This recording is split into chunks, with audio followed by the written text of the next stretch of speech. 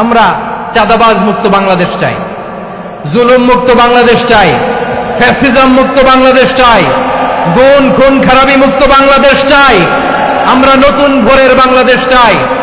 ওই বাংলাদেশ পাওয়ার জন্য মুনকার প্রতিরোধে, অন্যায় প্রতিরোধে যদি বাঘের বাচ্চার মতো, আবু সাইদের মতো দুই হাত উঁচু করে বুককে টান টান করে প্রসারিত করে দাঁড়াতে হয়, রাজি আছে মুসলমান? কারা কারা রাজি? আল্লাহকে হাত দেখিয়ে প্রতিজ্ঞা করো।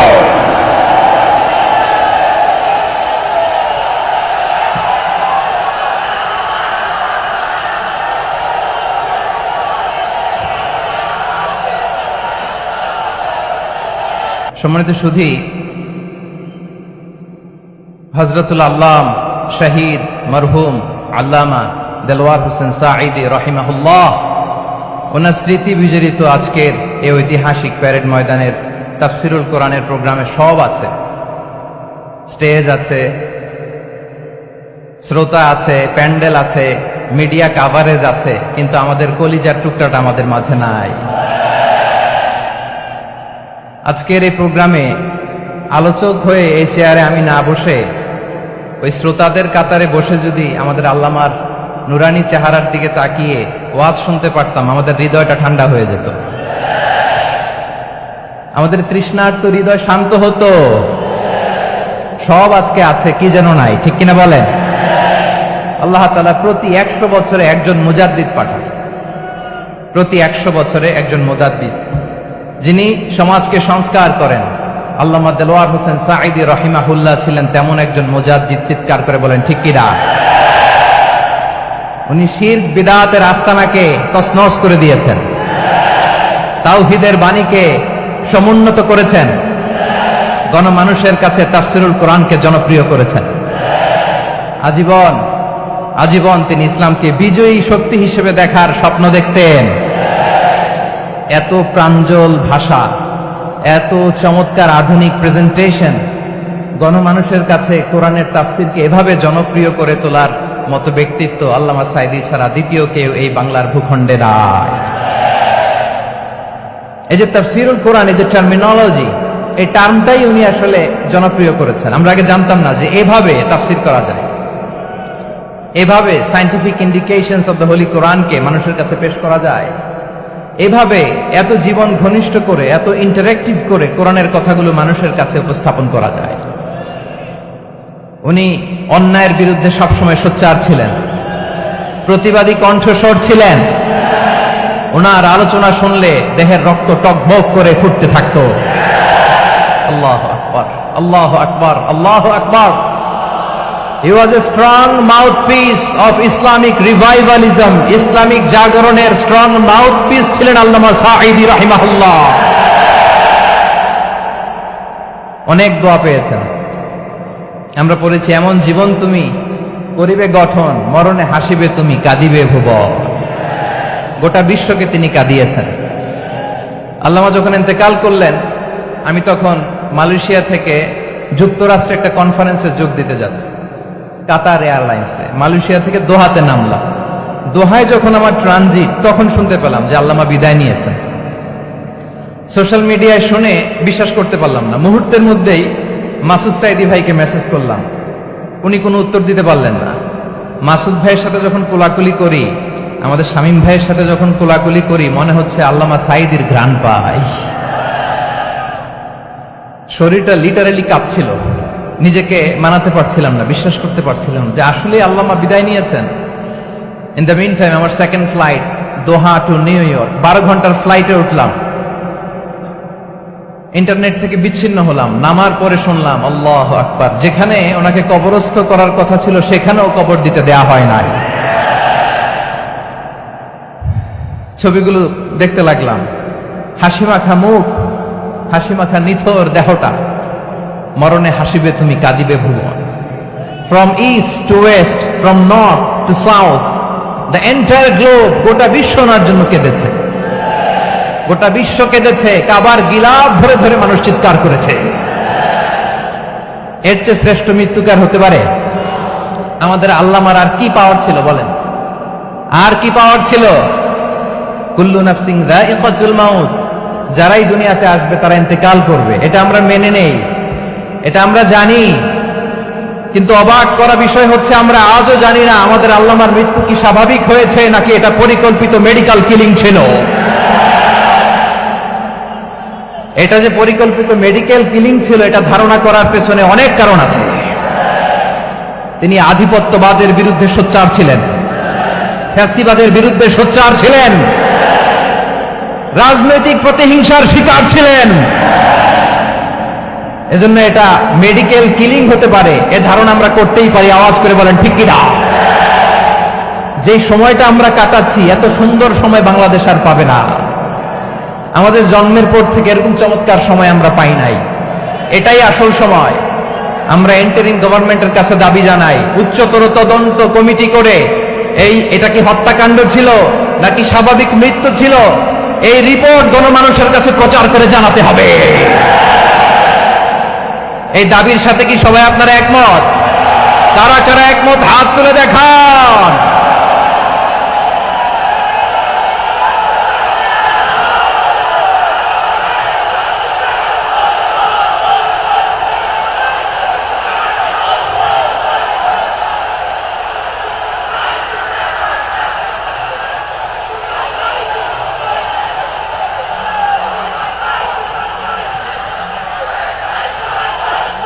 আমার প্রিয় ভাইয়েরা, প্রিয় চট্টলাবাসী, আল্লাহ তাআলা তার এই মুখলেস গোলামকে তার জান্নাতুল ফেরদাউসের মেহমান হিসেবে কবুল করুক।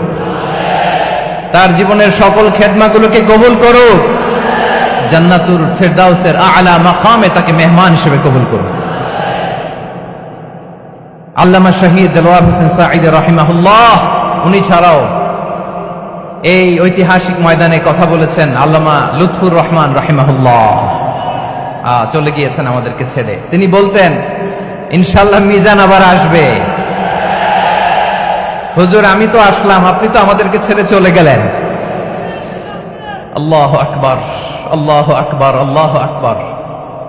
গলায় কোনো সুর ছিল না, সুর দিয়ে কথা বলতেন না, কিন্তু এত চমৎকার শব্দের গুণন, এত চমৎকার প্রেজেন্টেশন, এত চমৎকার ভাবে ঐতিহাসিক বর্ণনাগুলো তিনি উপস্থাপন করতেন। মন্ত্রমুগ্ধ হয়ে আমরা আল্লামা লুৎফুর রহমানের কথা শুনেছি।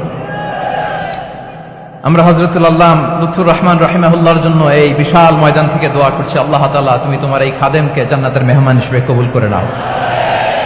আরো অনেক আল্লামারা এখানে কথা বলেছেন, বিশেষ করে বাইতুল শরফের মরহুম পীর সাহেব হুজুর থেকে শুরু করে আরো যারা যারা তারকাতুল্য ওলামায়ে কেরাম এই চট্টগ্রামের ময়দানে কথা বলেছেন, আলো ছড়িয়েছেন। আমরা এই লক্ষ লক্ষ তাওহীদি জনতাকে নিয়ে তাদের জন্য দোয়া করছি, আল্লাহ তাআলা ওনাদের জীবনের সকল ভুল ত্রুটি ক্ষমা করে দিয়ে তাদেরকে জান্নাতুল ফেরদাউসের মেহমান বানিয়ে নিক।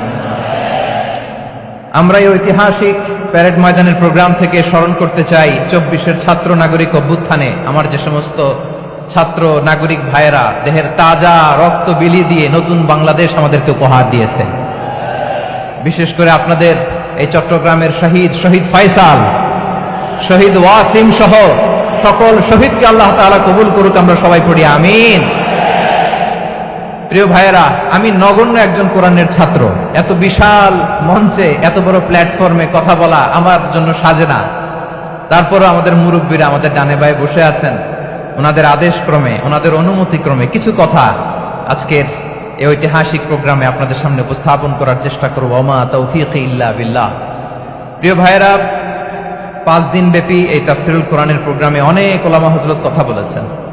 যারা কোরআন সুন্নাহ থেকে আমাদেরকে কোরআনের কথাগুলো শোনালেন, আমরা যেন সেগুলো আমল করতে পারি। আল্লাহ আমাদেরকে তৌফিক দান করুন। শুরুতে আমাদের নিয়তটাকে খালেস করে নেওয়া দরকার। এই যে গ্যাদারিং, এই যে হিউজ শোডাউন, এগুলো যদি আমাদের নিজেদেরকে পরিবর্তন না করে তাহলে এতে কোনো লাভ নাই। জোরে বলেন ঠিক কিনা? এই প্রোগ্রাম যদি আমাদের জীবনকে পরিবর্তন করে, আমাদের চিন্তার ডিএনএ কে চেঞ্জ করে দেয়, তাহলেই চট্টগ্রামের প্যারেড ময়দান সার্থক। আসুন আমরা চিন্তাকে খালেস করে নেই। আমরা সবাই নিয়ত করি যে যতটুকু কথা আমরা কোরআনের আলোকে শুনবো, আমলের নিয়তে শুনবো ইনশাআল্লাহ। বলেন সবাই। আপনারা সবাই ঠিকঠাক আছেন তো?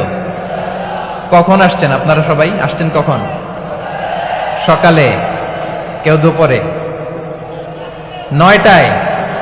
আল্লাহ আল্লাহ। দুপুরের খাবার খাওয়ার সুযোগ হয়েছিল? খান নাই? রোজা রাখছেন? আহা, আমি কি দিয়ে বিদায় দেব আমার এই ভাইগুলোরে? আল্লাহ, তুমি আমার ভাইগুলোরে কবুল করো। ইসলামের পক্ষের এই গণজোয়ারকে আগামীর বাংলাদেশের ইসলামের জন্য তুমি কবুল করো। যেই ভালোবাসা ইসলামের জন্য হয়, যেই গণজোয়ার কোরআনের জন্য হয়, পৃথিবীর কোন শক্তি দিয়ে সেটাকে আটকানো যায় না। জোরে বলেন ঠিক কিনা?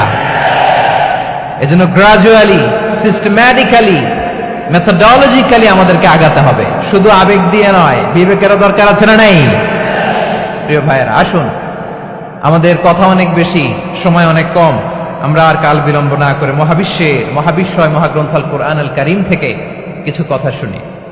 আমি যে টপিকটা নিয়ে আজকের ঐতিহাসিক চট্টগ্রামের প্যারেড ময়দানের তাফসিরুল কোরআন প্রোগ্রামে আলোচনা করব, সেটা হচ্ছে সূরাতু আন-নাহলের 90 নম্বর আয়াত নিয়ে কিছু কথা আমরা উপস্থাপন করবার চেষ্টা করব ইনশাআল্লাহ।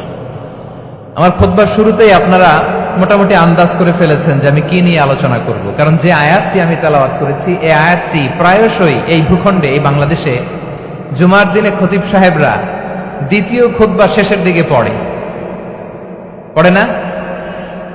কি কমন পড়ছে? ইন্নাল্লাহা ইয়া'মুরু বিল আদলি ওয়াল ইহসান ওয়া ইতা'i যিল কুরবা ওয়া ইয়ানহা আনিল ফাহশাই ওয়াল মুনকারি ওয়াল বাগি ইয়া'iদুকুম লাআল্লাকুম তাযাক্কারুন। মুখস্থ আছে না সবার? আসুন আমরা এই আয়াতের সরল অর্থ, এর মর্মবাণী, এর সংক্ষিপ্ত তাফসীর সবাই মিলে আজকের প্রোগ্রাম থেকে উদ্ধার করার চেষ্টা করি। আপনারা মনোযোগী আছেন তো? ইনশাআল্লাহ। এই আয়াতটা অনেক কম্প্রিহেন্সিভ একটা আয়াত। সাইয়েদনা আব্দুল্লাহ ইবনে মাসউদ রাদিয়াল্লাহু তাআলা আনহু উনি বলেছেন, ইন্নাহা মিন আজমাই আয়াতিল কুরআন। এটা কোরআনের সবচেয়ে জামে মানে আয়াত। যদিও ছোট্ট আয়াত, অল্প কিছু কথামালা, কিন্তু তিনি বলতেন এটা কোরআনের সবচেয়ে জামে মানে সবচেয়ে কম্প্রিহেন্সিভ একটা আয়াত, যেখানে কথা কম, শব্দ কম, কিন্তু এটার দোতনা, এটার আবেদন, এটার মিনিং অনেক বেশি। সুবহানাল্লাহ। এই আয়াতে আল্লাহ তাআলা বেসিক্যালি আমাদেরকে 3টা বিষয়ে আদেশ করেছেন আর 3টা বিষয়ে বারণ করেছেন, মানে নিষেধ করেছেন। আওয়াজ করে বলুন, আদেশ করেছেন কয়টা? প্রিয় চট্টলার ভাইয়েরা, আমার মতো এই যে 3 আঙ্গুল উঁচু করে বলেন, আদেশ করেছেন কয়টা? আবার নিষেধও কয়টা? মানবো তো আমরা ইনশাআল্লাহ? বলেন সবাই। 3 do's and 3 don'ts, do's and don'ts, 3টা আদেশ, 3টা নিষেধ। এই 3টা আদেশ আর 3টা নিষেধের ভেতরে আল্লাহ তাআলা গোটা ইসলামী শরিয়ার মূল নির্যাসকে ঢুকিয়ে দিয়েছেন। সুবহানাল্লাহ। এই ছোট্ট একটা আয়াতে গোটা ইসলামী শরিয়ার, the gist, the cream of the creams, গোটা ইসলামী শরিয়ার মূল নির্যাসকে আল্লাহ ঢুকিয়ে দিয়েছেন। 3টা আদেশ আর 3টা নিষেধ। আসুন আমরা সরাসরি কোরআন থেকে শুনি, সবাই পড়ুন। আউযু বিল্লাহি মিনাশ শাইতানির রাজীম। বিসমিল্লাহির রাহমানির রহিম। ইন্নাল্লাহা ইয়া'মুরু বিল আদলি ওয়াল ইহসানি ওয়া ইতা'i যিল কুরবা ওয়া ইয়ানহা আনিল ফাহশাই ওয়াল মুনকারি ওয়াল বাগি ইয়া'ইযুকুম লা'আল্লাকুম তাযাক্কারুন।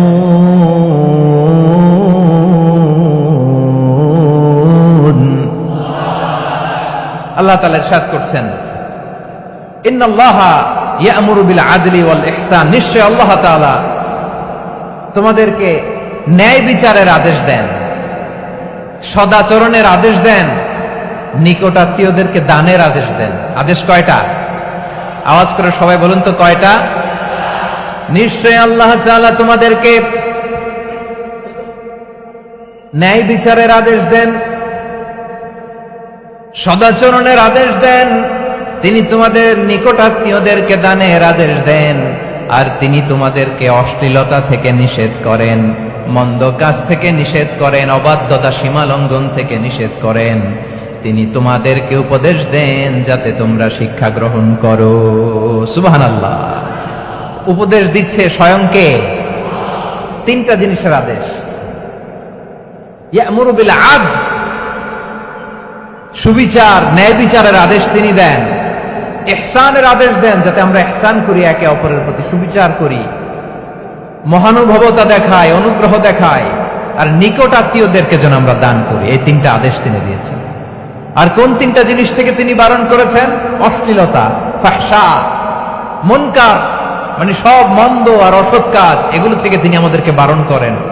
ওয়াল বাগি, অবাধ্যতা, সীমা লঙ্ঘন, এই তিনটা কাজ থেকে তিনি আমাদেরকে বারণ করেন। তিনি আমাদেরকে উপদেশ দেন, স্বয়ং আল্লাহ তাআলা আমাদেরকে উপদেশ দেন, যাতে করে আমরা শিক্ষা গ্রহণ করি। সুবহানাল্লাহ পড়ে।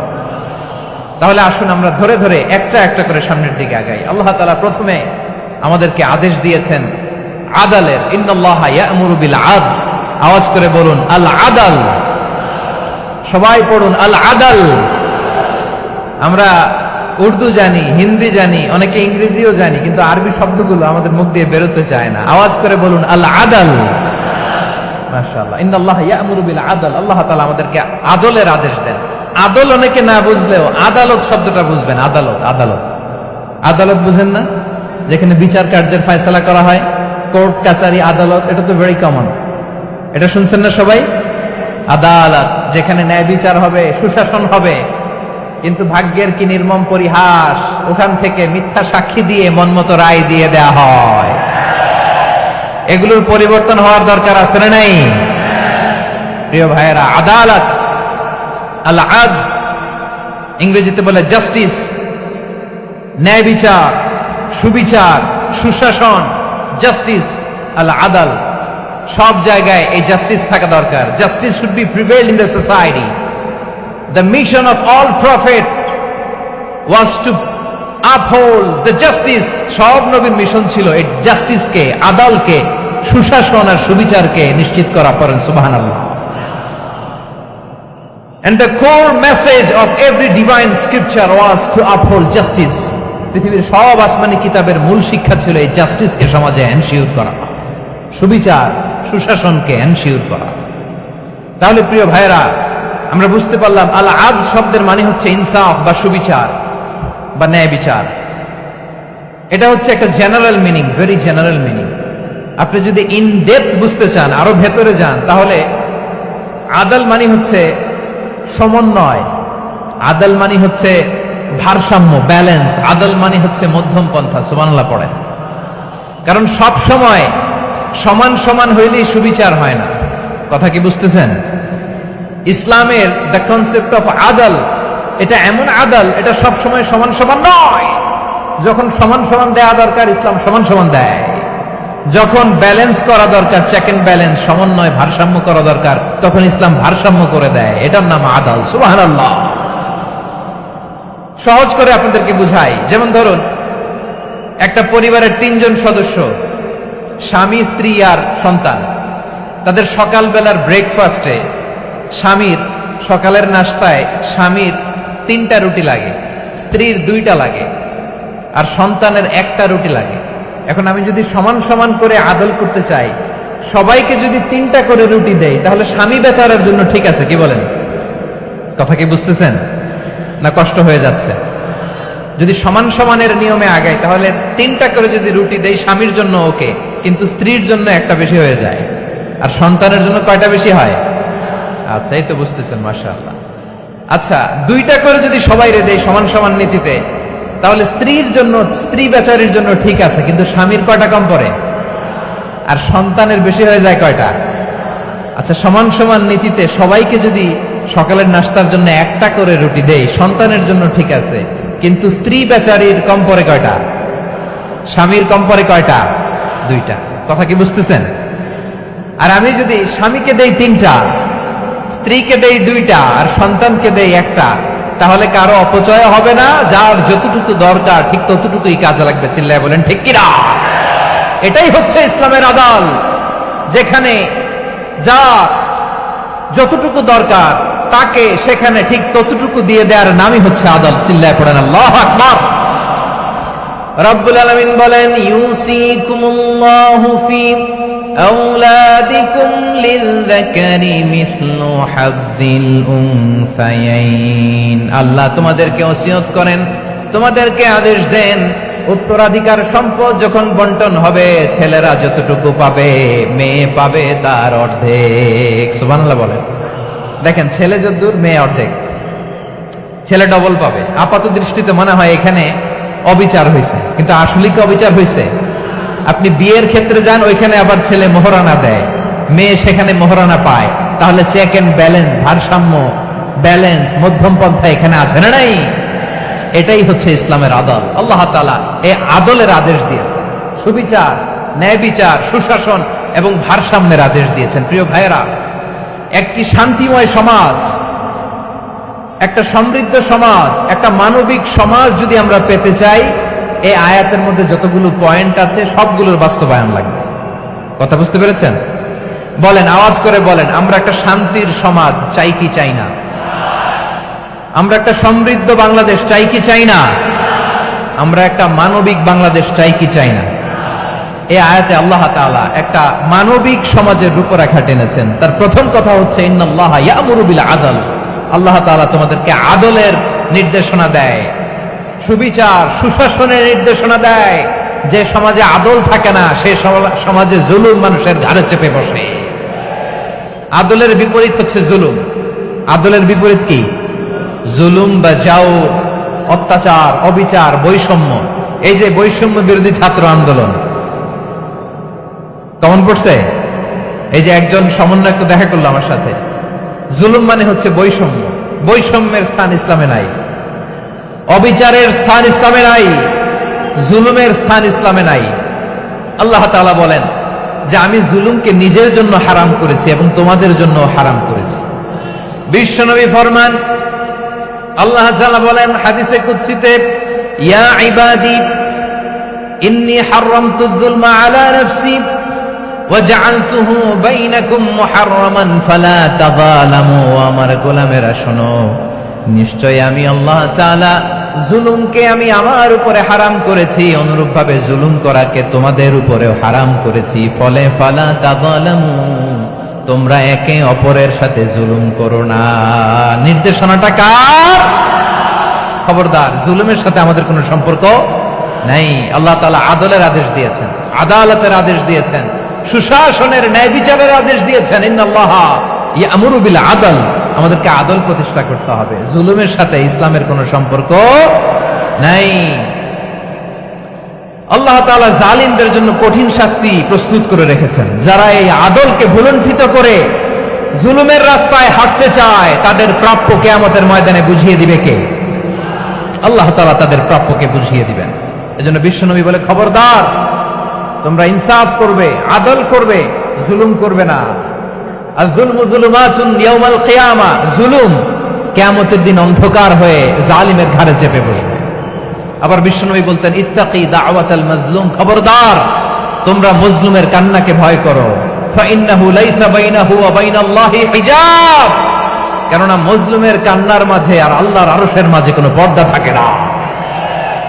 বিশ্বাস হয়? এই কথা বিশ্বাস হয়?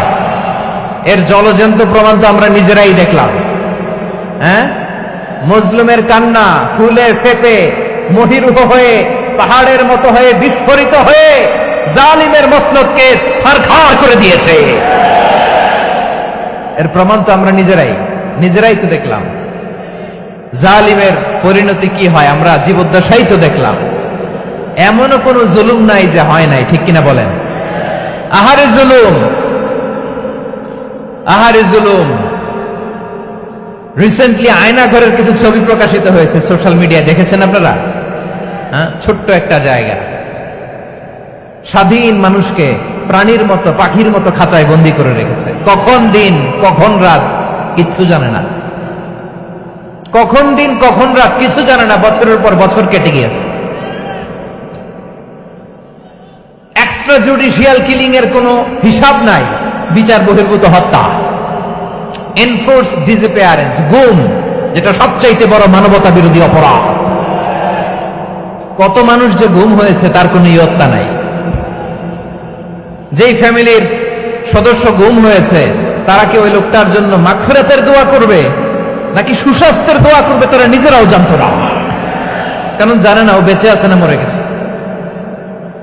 আহা, বিডিআর নওজওয়ানদের যারা ছাড়া পেল দেখলাম বিনা অপরাধে, কোনো অন্যায় ছাড়া, অপরাধ ছাড়া তাদের জীবন থেকে, তাদের তারুণ্যের, তাদের যৌবনের 15 বছর, 16 বছর, 17 বছর নাই। 6 মাস বয়সের ছোট বাচ্চাকে রেখে জেলে গেছে। 6 মাসের মেয়ে বেরোয় দেখে মেয়ের বয়স 17 বছর। মেয়ে বাবারে চিনে না, বাবা মেয়েরে চিনে না। মেয়েকে এখন বিয়ে দিয়ে আরেক ছেলের হাতে তুলে দিবে। মেয়ের শৈশব বাবা দেখে নাই, মেয়ের কৈশোর বাবা দেখে নাই, মেয়ের তারুণ্য দেখে নাই। আরেক যুবককে দেখলাম 14 বছরের 14 দিনের সংসার, 2 সপ্তাহের সংসার শেষে জেলে গেছে। কত যুবকের যে স্ত্রী চলে গিয়েছে ফ্যামিলি ছেড়ে, কারণ জানে না তো কবে আসবে, কি হবে, কেউ জানতো না। দাম্পত্য জীবনের মাত্র 14 দিনের স্মৃতি, এই স্মৃতিকে আঁকড়ে ধরে এক বোন 16টা বছর, 17টা বছর কাটিয়ে দিয়েছে। আমি নিউজটা দেখে ভাবলাম, আমার এই বোনের প্রতিটি দিন কিভাবে কেটেছে, প্রতিটি রাত কিভাবে কেটেছে, প্রতিটি ক্ষণ কিভাবে কেটেছে। বিশ্বনবী বলেছেন, ইত্তাকি দাওয়াতাল মাজলুম ফাইন্না লাইসা বাইনাহু ওয়া বাইনাল্লাহি হিজাব। মাজলুমের কান্নাকে ভয় করো, কারণ মাজলুমের কান্না আর আল্লাহর মাঝে কোনো পর্দা থাকে না। আমরা আর এরকম কোন জুলুম বাংলাদেশে দেখতে চাই না। জোরে বলেন ঠিক কিনা? আর কেউ নতুন করে জালিম হোক আপনারা চান? আবার নতুন করে কেউ ফ্যাসিস্ট হোক আপনারা চান? এক দল আরেক দলকে নিশ্চিহ্ন করার রাজনীতিতে মেতে উঠুক, এটা আপনারা চান? আমরা বাংলাদেশকে আদল দিয়ে সাজাতে চাই। আমরা এই 56,000 বর্গ মাইলের প্রতিটা ইঞ্চি মাটিকে কোরআনের আইন দিয়ে সাজাতে চাই। রাজি আছেন আপনারা? কারা কারা রাজি দেখান হাত তুলে আল্লাহকে।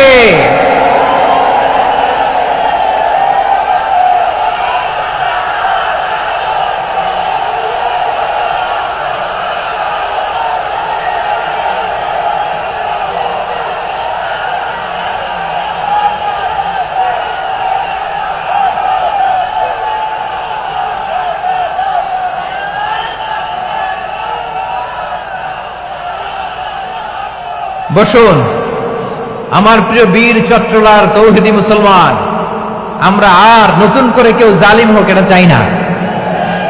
নতুন করে আবার কেউ ফ্যাসিস্ট হোক আমরা চাই না। এক দল আরেক দলকে নিশ্চিহ্ন করার রাজনীতি করুক আমরা চাই না। আমরা সুশাসনের বাংলাদেশ চাই। আমরা মানবিক বাংলাদেশ চাই। আমরা একটা সমৃদ্ধ বাংলাদেশ চাই। আমরা বিশ্বের বুকে সম্মান নিয়ে মাথা উঁচু করে দাঁড়াতে চাই, ঠিক কিনা বলেন? আল্লাহ বললেন, এটা যদি তোমরা চাও, একটা সমৃদ্ধ সমাজ যদি বিনির্মাণ করতে চাও, মানবিক সমাজ যদি বিনির্মাণ করতে চাও, আমি তোমাদেরকে সেজন্য প্রথমে আদালতের নির্দেশ দিলাম। ইন্নাল্লাহা ইয়া'মুরু বিল আদল, নিশ্চয় আল্লাহ তাআলা তোমাদেরকে ন্যায় বিচার, সুশাসন এটার আদেশ দেন। সুবহানাল্লাহ। আদাল, ন্যায় বিচারের আদেশ আল্লাহ তাআলা কোরআনের বিভিন্ন আয়াতে দিয়েছেন। আল্লাহ তাআলা বলছেন, ইন্নাল্লাহা ইয়া'মুরুকুম আন তুআদ্দুল আমানাতি ইলা আহলিহা ওয়া ইযা হাকামতুম বাইনান নাসি আন তাহকুমু বিল আদল ইন্নাল্লাহা নি'ম্মা ইয়া'iদুকুম বিহি ইন্নাল্লাহা কানা সামিআন বাসীরা। আল্লাহ তাআলা বললেন, আল্লাহ আদেশ দিচ্ছেন, যে ব্যক্তি আমানতের হকদার তার হাতে তোমরা আমানত পৌঁছে দাও। আর যখন তোমরা বিচার কার্য করবে, বিচার ফয়সালা করবে, আদালতের সাথে করো। সুবহানাল্লাহ বলেন। ওয়া ইযা হাকামতুম বাইনান নাসি আন তাহকুমু বিল আদল, আদালতের সাথে করবা। আল্লাহ তাআলা বলেন, যারা জাজ হবে, বিচারক হবে, তাদের যদি বাদী বিবাদীর কারোর সাথে শত্রুতা থাকে, কারোর সাথে যদি কোনো ধরনের রেষারেষি থাকে, আল্লাহ বলেন বিচার কার্য করতে যে ওই শত্রুতা রেষারেষির কারণে আদালতের বাইরে যে অবিচার করে বিচার করো না।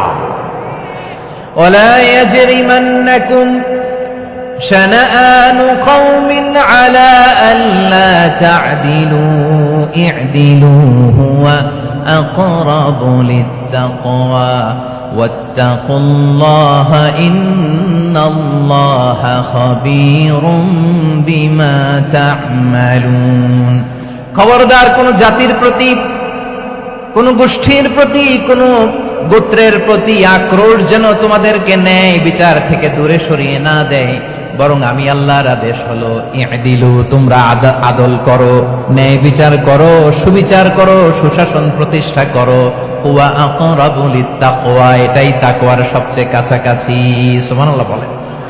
কোরআনের বিভিন্ন আয়াতে আল্লাহ তাআলা স্পেসিফিকলি ধরে ধরে বিচার করার সময় আমরা যেন আদল করি সেটা বলেছেন। কোরআনের কোন কোন জায়গায় আল্লাহ তাআলা এই আল আদ শব্দটা ব্যবহার করেছেন।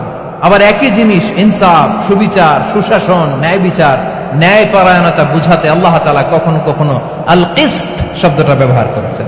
আওয়াজ করে সবাই বলুন আল কিসত। প্রিয় ভাইরা, সবাই আওয়াজ করে আমার সাথে সাথে বলুন আল কিসত। আল্লাহ তাআলা বলেন ওয়া ইন হাকামতা ফাহকুম বাইনাহুম বিল কিসতি ইন্নাল্লাহা ইউহিব্বুল মুকসিতিন। যখন তুমি বিচার করবে, বিশ্বনবীকে উদ্দেশ্য করে অ্যাড্রেস করে বললেন, নবী হে, ইহুদিরা কোনো বিষয়ে মীমাংসার জন্য যদি আপনার দরবারে আসে, যদি বিচার করতে হয়, খবরদার অবিচার করবেন না। ফয়সালা যেটা করবেন কিসতের সাথে করবেন, ন্যায় পরায়ণতার সাথে করবেন, কারণ ইন্নাল্লাহা ইউহিব্বুল মুকসিতিন, নিশ্চয় আল্লাহ রাব্বুল ইজ্জাত ন্যায় পরায়ণশীলদেরকে বড্ড ভালোবাসেন। সুবহানাল্লাহ বলেন। ন্যায় পরায়ণ লোকদেরকে আল্লাহ তাআলা বড্ড ভালোবাসেন। অন্য আয়াতে আল্লাহ তাআলা বলছেন وَنَضَعُ الْمَوَازِينَ الْقِسْطَ لِيَوْمِ الْقِيَامَةِ فَلَا تُظْلَمُ نَفْسٌ شَيْئًا। আমি কিয়ামতের দিন ন্যায় পরায়ণতার মানদণ্ড স্থাপন করব, যেটাকে আমরা মিজানের পাল্লা বলি। আল্লাহ বলেন ন্যায় বিচারের মানদণ্ড কিয়ামতের ময়দানে আমি আল্লাহ স্থাপন করব। সেদিন কারো প্রতি বিন্দু পরিমাণ, এক চুল পরিমাণ অবিচার করা হবে না, কোনো অবিচার করা হবে না। সেদিন সুশাসন হবে, সুবিচার হবে, ন্যায় পরায়ণতার সাথে বিচার হবে। আওয়াজ করে পড়েন আল্লাহু আকবার। তাহলে প্রিয় ভাইরা, যে তিনটি বিষয়ে আল্লাহ তাআলা আমাদেরকে আদেশ দিয়েছেন, তার প্রথমটা হচ্ছে আদালত, ইনসাফ, সুবিচার, ন্যায় বিচার। এটা আমরা চাই কি চাই না? বিশ্বনবী ন্যায় বিচার, ন্যায় পরায়ণতা, সুশাসন প্রতিষ্ঠিত করেন কি করেন নাই? আপনারা বিশ্বনবীর সিরাত যারা পড়েছেন, আপনি দেখবেন বিশ্বনবীর সিরাতের পরতে পরতে, বাকে বাকে, সিরাতের বাকে বাকে এই আদালতের নমুনা মেলে। সুবহানাল্লাহ বলেন। ছোট্ট একটা নমুনা রাসূল সাল্লাল্লাহু আলাইহি ওয়াসাল্লামের আসসিরা আল আতরা থেকে ছোট্ট একটা নমুনা আপনাদের খেদমতে এখানে উপস্থাপন করি। বিশ্বনবী সাল্লাল্লাহু আলাইহি ওয়াসাল্লাম মক্কা বিজয় করলেন ৮ম হিজরিতে। মক্কা বিজয় শেষে তিনি কয়েক সপ্তাহ মক্কাতে অবস্থান করলেন। ইন দ্য মিন টাইম মক্কার একটা ভেরি প্রেস্টিজিয়াস এন্ড ডিগনিফাইড ফ্যামিলির নারী চুরিতে ধরা পড়ল। কিসে ধরা পড়ল? সবাই বলেন কিসে? আমাদের সমাজে আসেনি এটা? আছে? ছোট না বড়? হ্যাঁ, হিসাব করে শেষ করা যায় না। ৩.৫ লাখ কোটি টাকা নাই উন্নয়ন প্রকল্পের নামে। উন্নয়ন প্রকল্পের নামে ৩.৫ লাখ কোটি টাকা নাই। ৩.৫ লাখ কোটি টাকা লিখতে পারবেন আপনি? একটা না লিখতে পারবেন? বুঝতেছেন কত বড় সংখ্যা? হ্যাঁ, বনু মাখজুমিয়া গোত্রের এক নারী মক্কায় চুরিতে ধরা পড়ল। বলেন তো চুরি করলে বিধান কি? কি কাটতে হবে? চুরির বিধান হলো হাত কেটে দাও। তাও সেটা গোপনে নয়, প্রকাশ্যে জনসম্মুখে হাত কেটে দাও। বনু মাখজুমিয়া গোত্রের নারী যখন চুরিতে ধরা পড়লো, সাহাবারা চিন্তায় পড়ে গেলেন। সবেমাত্র মক্কার লোকেরা কালিমা পড়ে মুসলমান হয়েছে, ইসলামের আইন কানুন তেমন জানে না, ইসলামী শরিয়ার সাথে বেশি পরিচিত নয়। এখন যদি বিশ্বনবী চুরির যেই বিধান এটা যদি কায়েম করে হাত যদি কেটে দেয়, না জানি মক্কার লোকেরা আবার বিগড়ে যায়, না জানি মক্কার লোকেরা আবার মুরতাদ হয়ে যায়, না জানি মক্কার লোকেরা ইসলাম থেকে দূরে সরে যায়। চলো চলো, সাহাবীরা মিলে পরামর্শ করলেন, চলো বিশ্বনবীর কাছে যে বলি, ও নবী, শুধু কেবলমাত্র একমাত্র এই নারীর জন্য চুরির হাত কাটার বিধানটা আপনি একটু থামিয়ে দেন। চুরির হাত কাটার যে বিধান এখানে একটু রহিত করে দেন, বাকিগুলা কইরেন, মদিনাতে যে চলবে, কিন্তু মক্কায় এবারের জন্য মাফ করে দেন। কিন্তু কে বলবে? এই যে পরামর্শ, সাজেশন, এটা কে দিবে বিশ্বনবীর কাছে? সাহাবারা চিন্তায় পড়ে গেলেন। আল্লাহর নবীর সামনে দাঁড়িয়ে আল্লাহর দেয়া হুদুদ, আল্লাহর দেয়া বিধান থামিয়ে দেওয়া, মাফ করে দেওয়া, এই কথা বিশ্বনবীর সামনে বলার সাহস তো কেউ রাখে না। কেউ কেউ বলল, বিশ্বনবীর পালক পুত্র যায়েদ বিন হারেসার সন্তান উসামারে বিশ্বনবী নাতির মতো আদর করে, বড্ড বেশি ভালোবাসে উসামারে। এজন্য সাহাবারা উসামাকে বলতো হিব্বু রাসূলিল্লাহ, বিশ্বনবীর ভালোবাসা। কি বলতো? সাহাবীরা বললেন, বিশ্বনবীর ভালোবাসা হিব্বু রাসূলিল্লাহ, উসামারে পাঠাও। উসামারে বিশ্বনবী নাতির মতো স্নেহ করে, মায়া করে, ভালোবাসে। আমরা পারবো না, উসামা পারবে। সবাই মিলে ফুলিয়ে ফুসিয়ে ওসামাকে, ছোট্ট ওসামাকে রাজি করালো। ওসামা, এমন এমন কথা যে তুমি বিশ্বনবীর কাছে বলতে হবে, পারবা নাকি? ওসামা বলে, পারবো। সাইয়েদনা ওসামা রাদিয়াল্লাহু তাআলা আনহু তরুণ সাহাবী বিশ্বনবীর কাছে গেলেন, যে বললেন, নবী, বনু মাখজুমিয়া গোত্রের এক নারী চুরিতে ধরা পড়েছে, এবারের জন্য কি এই মহিলাটারে মাফ করে দিলে হয় না? এবারের জন্য একটু ক্ষমা করা যায় না নবী? বিশ্বনবী বলেন, আতাশফাউ ফি হাদ্দিন মিন হুদুদিল্লাহ, তোমার এত বড় সাহস উসামা, তুমি আল্লাহর হাত, আল্লাহর দেয়া বিধান, এটার ব্যাপারে সুপারিশ করতে এসেছো? তোমরা কি জানো তোমাদের আগে যত কওম, যত গোত্র, যত জনপদ ধ্বংস হয়েছে তার কারণ ছিল তাদের মধ্যে গরিবরা অন্যায় করলে তারা বিচার করত, আর ধনীরা অন্যায় করলে তারা মাফ করে দিত। খবরদার! ওয়া আইমুল্লাহ লাউ আন্না ফাতিমাতা বিনতি মুহাম্মাদিন সারাকাত লাকাতা মুহাম্মাদুন ইয়াদাহা। বিশ্বনবী বললেন, আরে ওসামা, বানু মাখজুমিয়ার ওই প্রেস্টিজিয়াস এন্ড ডিগনিফাইড ফ্যামিলির মেয়ে তো দূর কি বাত, অনেক দূরের কথা। জেনে রেখো ওসামা, আমার কলিজার টুকরা, নয়নের পুটুলি ফাতেমাও যদি মক্কার জমিনে আজকে এই চুরির দায়ে ধরা পড়তো, আমি বিশ্বনবী মুহাম্মাদুর রাসূলুল্লাহ ধরে ফাতেমার ডান হাতটা কেটে দিতে এক বিলম্ব দেরি করতাম না। ইন্নাল্লাহা ইয়া'মুরু বিল আদল, আমাদেরকে জাস্টিস শিখায়। পশ্চিমারা আমাদেরকে ইনসাফ শিখায়, আমাদেরকে সুশাসন শিখায়। আর ইনসাফ, সুশাসন, ন্যায় বিচার, সুবিচার, জাস্টিস কারে বলে বিশ্বনবীর বায়োগ্রাফি থেকে জেনে নাও। এই ছিল বিষ্ণু ঈসা ইসলামের আদালতের নমুনা। আপনি যদি সাইয়েদনা ওমর ফারুকের জীবনের দিকে তাকান, এমন কঠোর, এমন বীর সেনানী ছিলেন। সাইয়েদনা ওমর ফারুক যদি রাস্তার এই মাথা দিয়ে হাঁটা শুরু করতেন, শয়তান ওমর ফারুককে দেখলে ওই রাস্তা রেখে দিয়ে অন্য রাস্তা দিয়ে হাঁটতো। সুবহানাল্লাহ। ওমর ফারুক রাদিয়াল্লাহু তাআলা আনহু কি পার্সোনালিটি ছিল, কি পার্সোনালিটি! আমাদের এলাকায় ছোট বাচ্চারা রাতে ভাত খেতে চায় না, আমার মেয়েটাও খেতে চায় না। এই এটা দিব, ওইটা দিব, আজকে মাহফিলে আসার সময় বলে দিছে লিস্ট করে এটা এটা আনতে হবে। তো ছোট্ট বাচ্চাদের অনেক বায়না থাকে, ওরা রাতে খেতে চায় না। তো মায়েরা বিভিন্ন ভয় দেখায়, এই বাঘ আসবে, বাঘ আসবে খাও, এই ভূত আসবে, ভূত আসবে খাও। আপনারা কি বলেন চট্টগ্রামে? কি আসবে? হ্যাঁ, ভূত, ভূত, ভূত আসবে, বাঘ আসবে, খাও খাও খাও, তাড়াতাড়ি খাও। তো বাচ্চারা এগুলো শুনে ভয়ে খেতে শুরু করে। মদিনার জমিনেও একই ঘটনা ঘটতো। মদিনার ছোট্ট ছোট্ট সোনামণিরা খেতে চাইতো না। তো মায়েরা বলতো, হা হুয়া ইয়াতি উমর, হা হুয়া ইয়াতি উমর, ওই যে উমর আসতেছে, উমর। ওমরে ফারুকের কথা শুনলে বাচ্চারা একেবারে ঠান্ডা। সুবহানাল্লাহ পড়বেন না? প্রভু তুমি বলেছ রাসূল দেবে না, বলনি দেবে না ওমর, বলনি দেবে না হামজা তারি, খালিদ বিজয় সমর। প্রভু তুমি বলেছ রাসূল দেবে না, বলনি দেবে না ওমর, বলনি দেবে না হামজা তারি, খালিদ বিজয় সমর। প্রভু তুমি বলেছ রাসূল দেবে না। আল্লাহু আকবার। ওমর ফারুক রাদিয়াল্লাহু তাআলা আনহু, ওনার কথা শুনলে গায়ের মধ্যে গুজবাম হয়, গায়ের পশমগুলো দাঁড়িয়ে যায়। সুবহানাল্লাহ বলেন। কি পার্সোনালিটি ছিল, কি ব্যক্তিত্ব ছিল! মুনাফিকরা ওমর ফারুককে জমের মতো ভয় পেতেন। শয়তান, খোদ শয়তান এই রাস্তা দিয়ে আসলে শয়তান অন্য রাস্তা দিয়ে হাঁটত। ওমরে ফারুক রাদিয়াল্লাহু তাআলা আনহুর জীবনে যদি দেখেন, তাহলে সেখানে আপনি আদালতের, ইনসাফের, সুশাসনের, জাস্টিসের নমুনা দেখতে পাবেন। কয়টা শুনবেন? সাইয়েদনা ওমরে ফারুকের রাদিয়াল্লাহু তাআলা আনহুর সন্তান আব্দুর রহমান মিশরে মদ খেয়ে মদ্যপ অবস্থায় ধরা পড়েছে।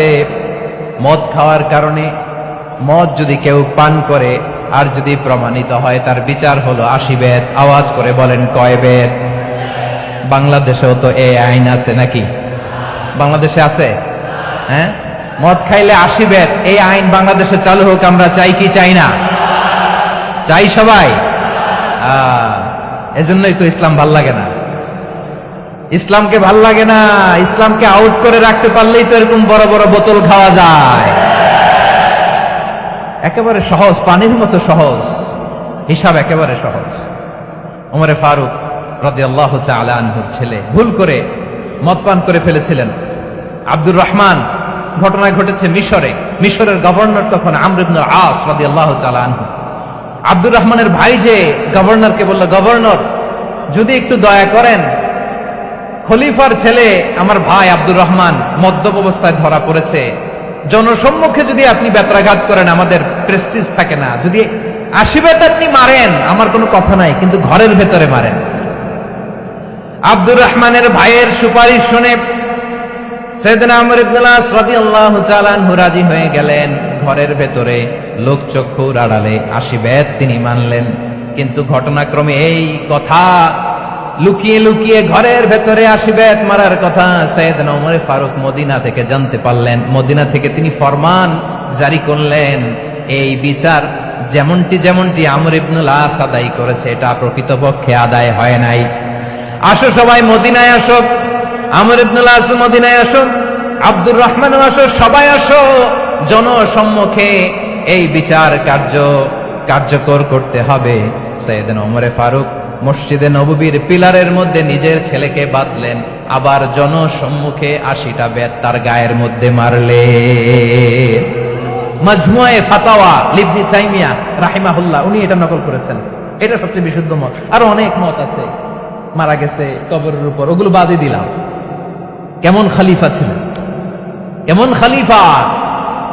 পশ্চিমারা তোমরা জাস্টিস আমাদেরকে শেখাও, ইনসাফ কারে বলে, সুশাসন আমাদেরকে তোমরা শেখাও। ওমরে ফারুক রাদিয়াল্লাহু তাআলা আনহু ওই বিচারকে তিনি ধর্তব্য মনে করেন নাই। মদিনাতে এনে আবার জনসম্মুখে আবার 80 বেত মেরেছেন। মিশরে ওমরে ফারুক রাদিয়াল্লাহু তাআলা আনহু আমর ইবনে আসকে গভর্নর করে পাঠালেন।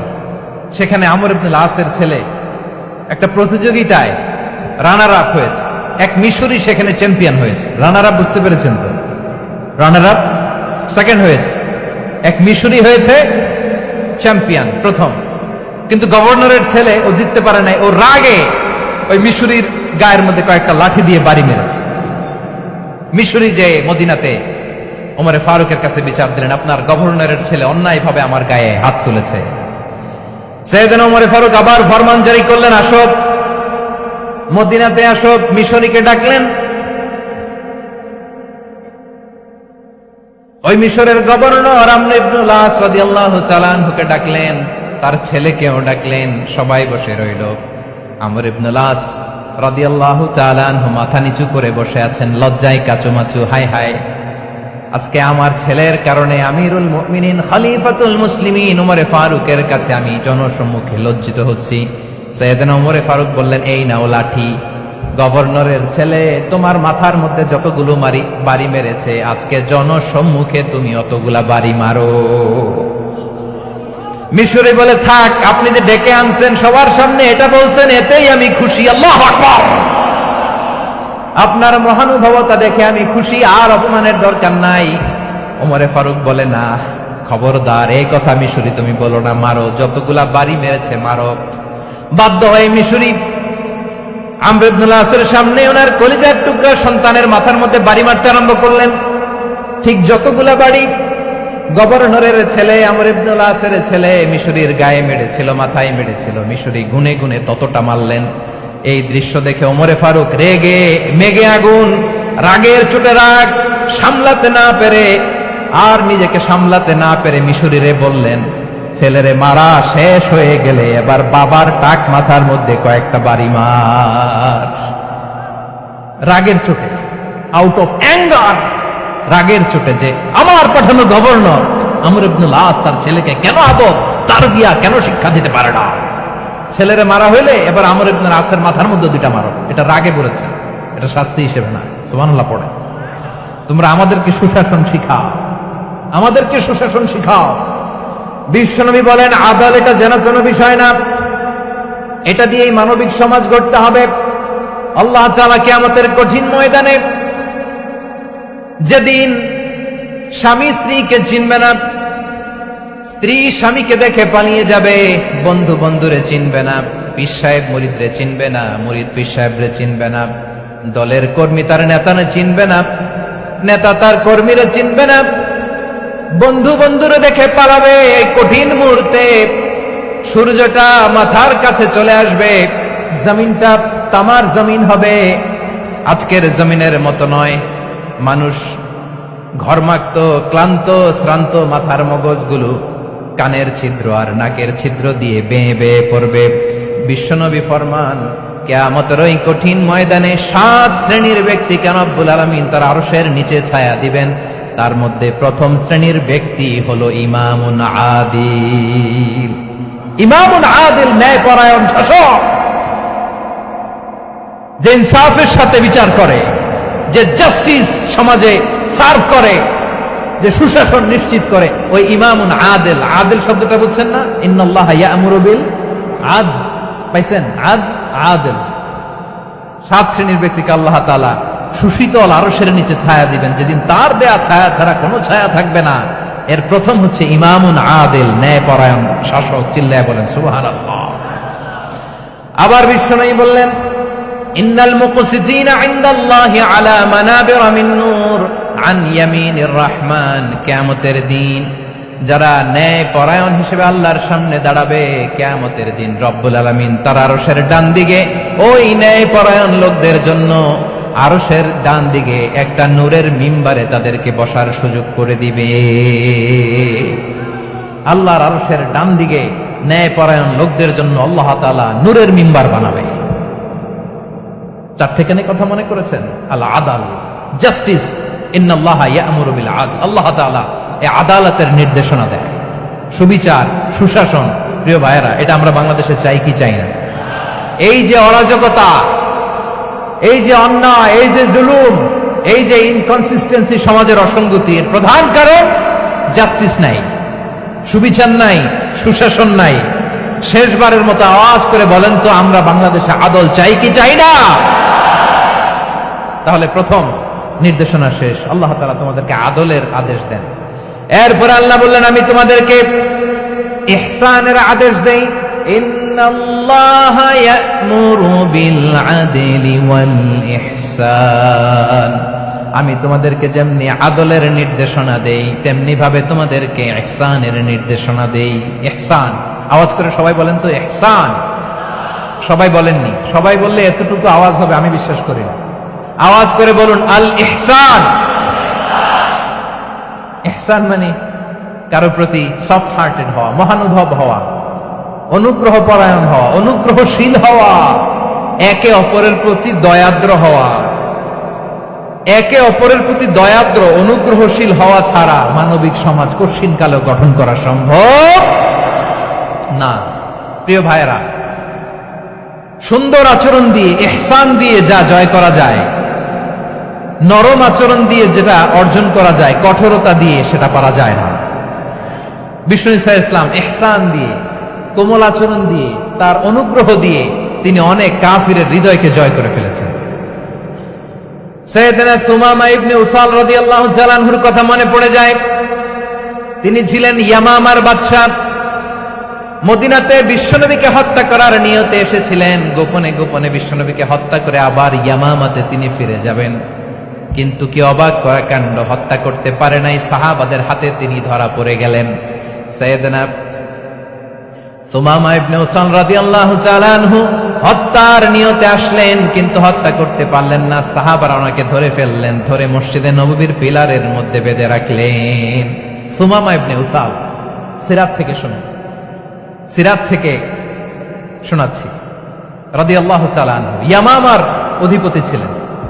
ইয়ামামা বিশ্বনবীকে হত্যার জন্য আসছেন, ধরা পড়ে গেছেন, এখন মসজিদে নববীতে বেঁধে রাখছে, তার মানে বন্দী। এখন স্ট্যাটাস কি? বন্দী, ক্যাপটিভ। বিশ্বনবী সাল্লাল্লাহু আলাইহি ওয়াসাল্লাম সাহাবাদেরকে বললেন, তার খোঁজ খবর নিও, সুমামা ইবনে উসালের খোঁজ খবর নিও। সাহাবারা বলেন, ইয়া রাসূলুল্লাহ, আপনাকে হত্যা করতে এসেছে, তার তো কঠিন ক্যাপিটাল পানিশমেন্ট হওয়া দরকার, কঠিন শাস্তি হওয়া দরকার। বিশ্বনবী বললেন, না, আমি যেটা জানি তোমরা সেটা জানো না, তোমরা সুমামার সাথে ভালো আচরণ করো। বিশ্বনবী সুমামার কাছে গেলেন। প্রথম দিন যে তিনি কালেমার দাওয়াত দিলেন, ইমানের দাওয়াত দিলেন, ইসলামের দাওয়াত দিলেন, রিসালাতের দাওয়াত দিলেন, আখিরাতের দাওয়াত দিলেন। পরের দিন যে বিশ্বনবী সালাতের দাওয়াত দিলেন, যাকাতের দাওয়াত দিলেন, ইসলাম কি, কিভাবে, কেমন করে পালন করতে হয় চমৎকার আর্টিকুলেট করতে শুরু করলেন। তন্ময় হয়ে সুমামা ইবনে উসাল রাদিয়াল্লাহু তাআলা আনহু বিশ্বনবীর কথাগুলো শুনতে আরম্ভ করলো। একদিন নয়, 2 দিন নয়, টানা 3 দিন বিশ্বনবী সুমামার কাছে ইসলামকে প্রেজেন্ট করেছেন, উপস্থাপন করেছেন। আওয়াজ করে বলেন, কয় দিন? 3 দিন। 3 দিন মসজিদে নববীতে বাঁধা। আর সাহাবীদেরকে বললেন, তার খোঁজ খবর নিও, তোমরা যে রুটি বানাও এর মধ্যে সবচেয়ে ভালো আটার রুটিটা তারে দিও, সবচেয়ে রিফাইন্ড খেজুর, যেটা পিওর খেজুর, এটা তারে দিও। আর বিশ্বনবী নিজের উট থেকে দুধ দহন করে ওনার বাড়ির এক কর্মচারীকে বলেছেন, দুধ দহন করে সুমামার জন্য নিয়ে যেও। সুবহানাল্লাহ পড়বেন না? সবাই তো অবাক, ইয়ামামা থেকে আসছে নবীকে হত্যা করতে, বিশ্বনবী দেখে তারে জামাই আদর করে, তাকে মজার মজার খাবার দিও, দুধ দিও, আদর আপ্যায়ন করো। একদিন নয়, 2 দিন নয়, টানা 3 দিন বিশ্বনবী এভাবে সুমামার কাছে যেয়ে যেয়ে ইসলামকে প্রেজেন্ট করতে আরম্ভ করলেন, ইসলামকে উপস্থাপন করতে শুরু করলেন। আর তাকে চমৎকার এন্টারটেইনমেন্ট, আপ্যায়ন দিতে আরম্ভ করলেন। টানা 3 দিন যখন ইসলামের দ্য বিউটিজ অফ ইসলাম, ইসলামের সুমহান বাণী, সৌন্দর্য তার কাছে উপস্থাপন শেষ, তাকে আপ্যায়ন শেষ, বিশ্বনবী বললেন সাহাবাদেরকে, যাও এবার সুমামার হাতের পায়ের রশি দুটো খুলে দাও। সাহাবারা বললেন, ইয়া রাসূলুল্লাহ, কি বলেন আপনি? ও তো হত্যাকারী, সুযোগ পায় নাই, আপনারে মারতে পারে নাই, ছেড়ে দিলে আবার ও আপনার উপর তলোয়ার নিয়ে ঝাঁপিয়ে পড়বে। নবী, এই সিদ্ধান্ত আপনি নিতে যাবেন না। বিশ্বনবী বললেন, যেটা বলেছি সেটা করো, সুমামার রশিগুলো ছেড়ে দাও, সুমামার হাতে পায়ের রশিগুলো যে তোমরা খুলে দাও। সাহাবারা তর্ক জুড়ে দিলেন, লা ইয়া রাসূলুল্লাহ, এমনটা করবেন না, তো ভয়ঙ্কর, ভয়ঙ্কর খুনি, কি জানি কি হয়ে যায়। বিশ্বনবী বললেন, না, তার হাতে পায়ের রশিগুলো খুলে দাও। সাহাবারা বিশ্বনবীর কথা মতো তার হাতে পায়ের রশিগুলো খুলে দিল। সুমামা মুহূর্তের মধ্যে মসজিদে নববী থেকে বের হয়ে ইয়ামামায় ফিরে না যে মসজিদে নববীর পাশে একটা খেজুর বাগান ছিল, সেখানে চলে গেলেন।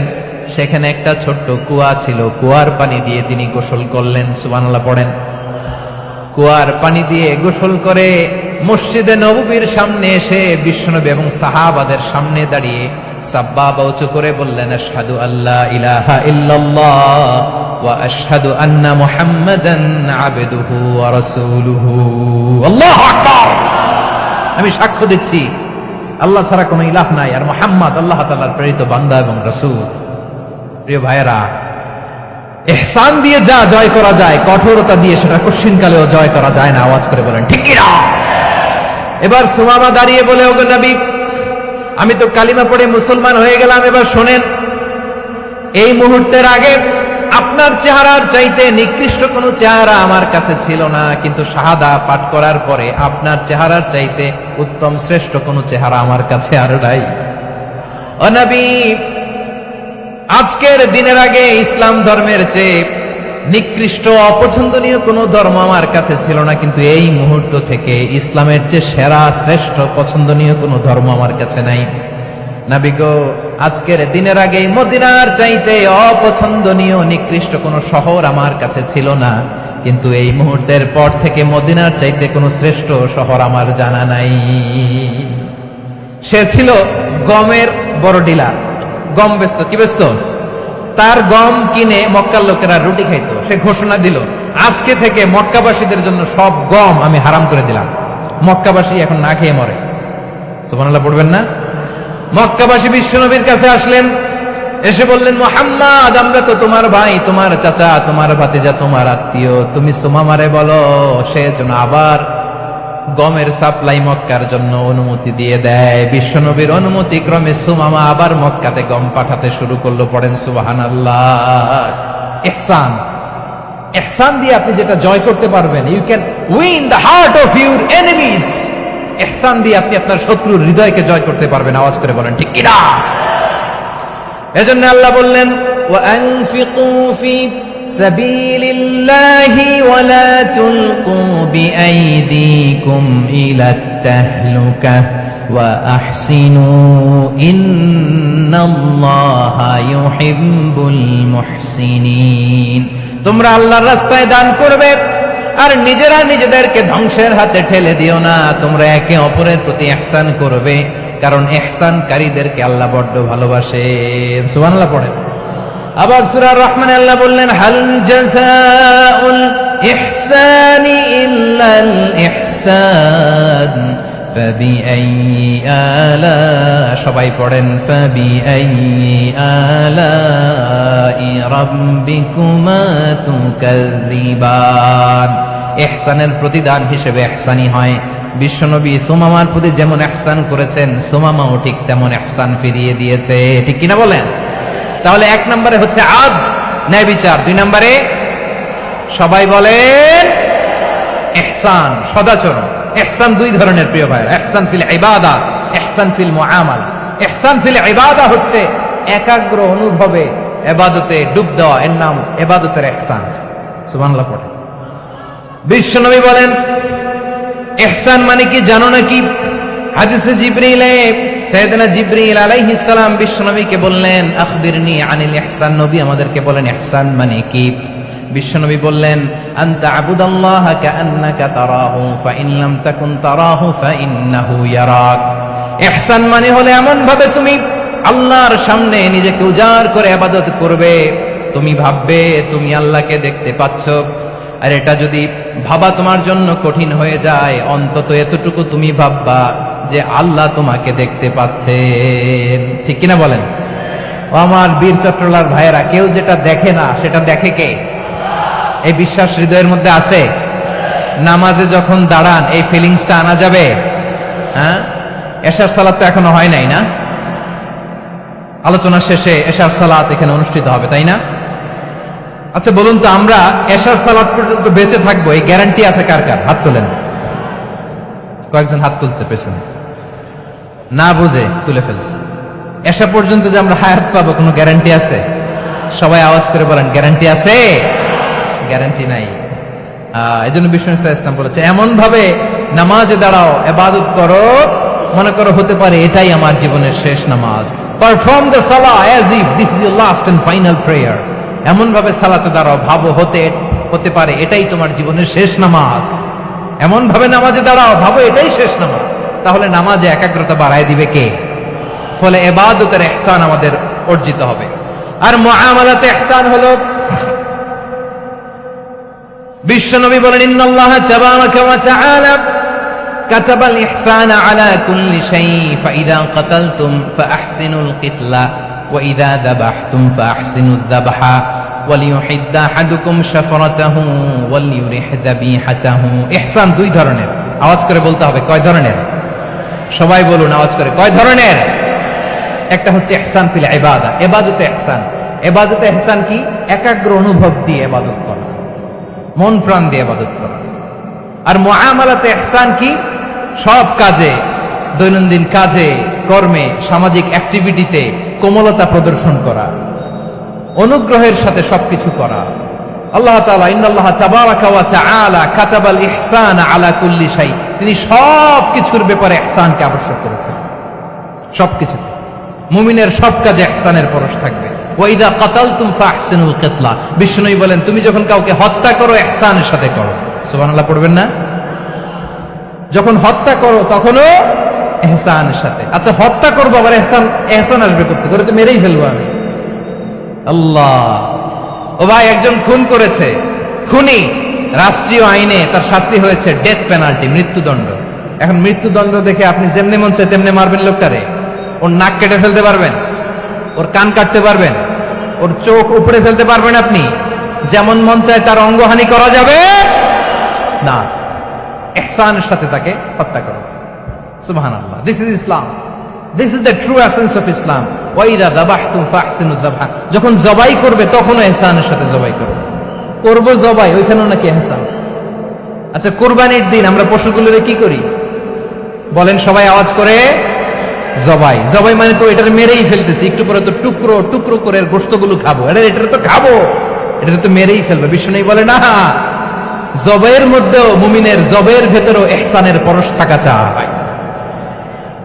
যখন জবাই করবে প্রাণীটাকে হাত পা টাইট করে বেঁধে নাও, ছুরিটাকে শার্পেন করে নাও, ধারালো করে নাও, যাতে অল্প সময়ে জবাইটা হয়ে যায়, প্রাণীটা যাতে কম কষ্ট পায়। সুবহানাল্লাহ পড়ে। দিস ইজ কল্ড ইহসান। ইহসান আল্লাহ তাআলা যেমনি আদলের আদেশ করেছেন, ন্যায় বিচার, জাস্টিস এনশিওর করতে বলেছেন, সমাজে ইহসানের ব্যবহার, ইহসানের অনুশীলন তিনি করতে বলেছেন। এজন্য মুমিনের প্রতিটি কাজে, আমার চট্টগ্রামের ভাইরা আমার দিকে তাকান, খেয়াল করে শুনুন, মুমিন জীবনের প্রতিটি কাজে ইহসানের পরশ থাকা চাই। আমরা যেন আমাদের পরিবারের প্রতি ইহসান করি, আমরা যেন আমাদের কর্মচারীদের প্রতি ইহসান করি, আমরা যেন আমাদের কলিগদের প্রতি ইহসান করি, আমরা যেন আমাদের ভাইদের প্রতি ইহসান করি। মুমিন জীবনের প্রতি কাজে ইহসানের পরশ থাকার দরকার আছে না নাই? কথা বুঝতে পেরেছেন? তাহলে আল্লাহ তাআলার তিনটা আদেশ ছিল, কয়টা গেল?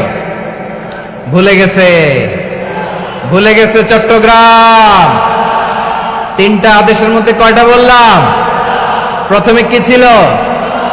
আদল। 2 নম্বরে, 3 নম্বরে রব্বুল আলামিন বললেন ওয়া ইতাইদিল কুরবা, নিকট আত্মীয়দেরকে দান করো,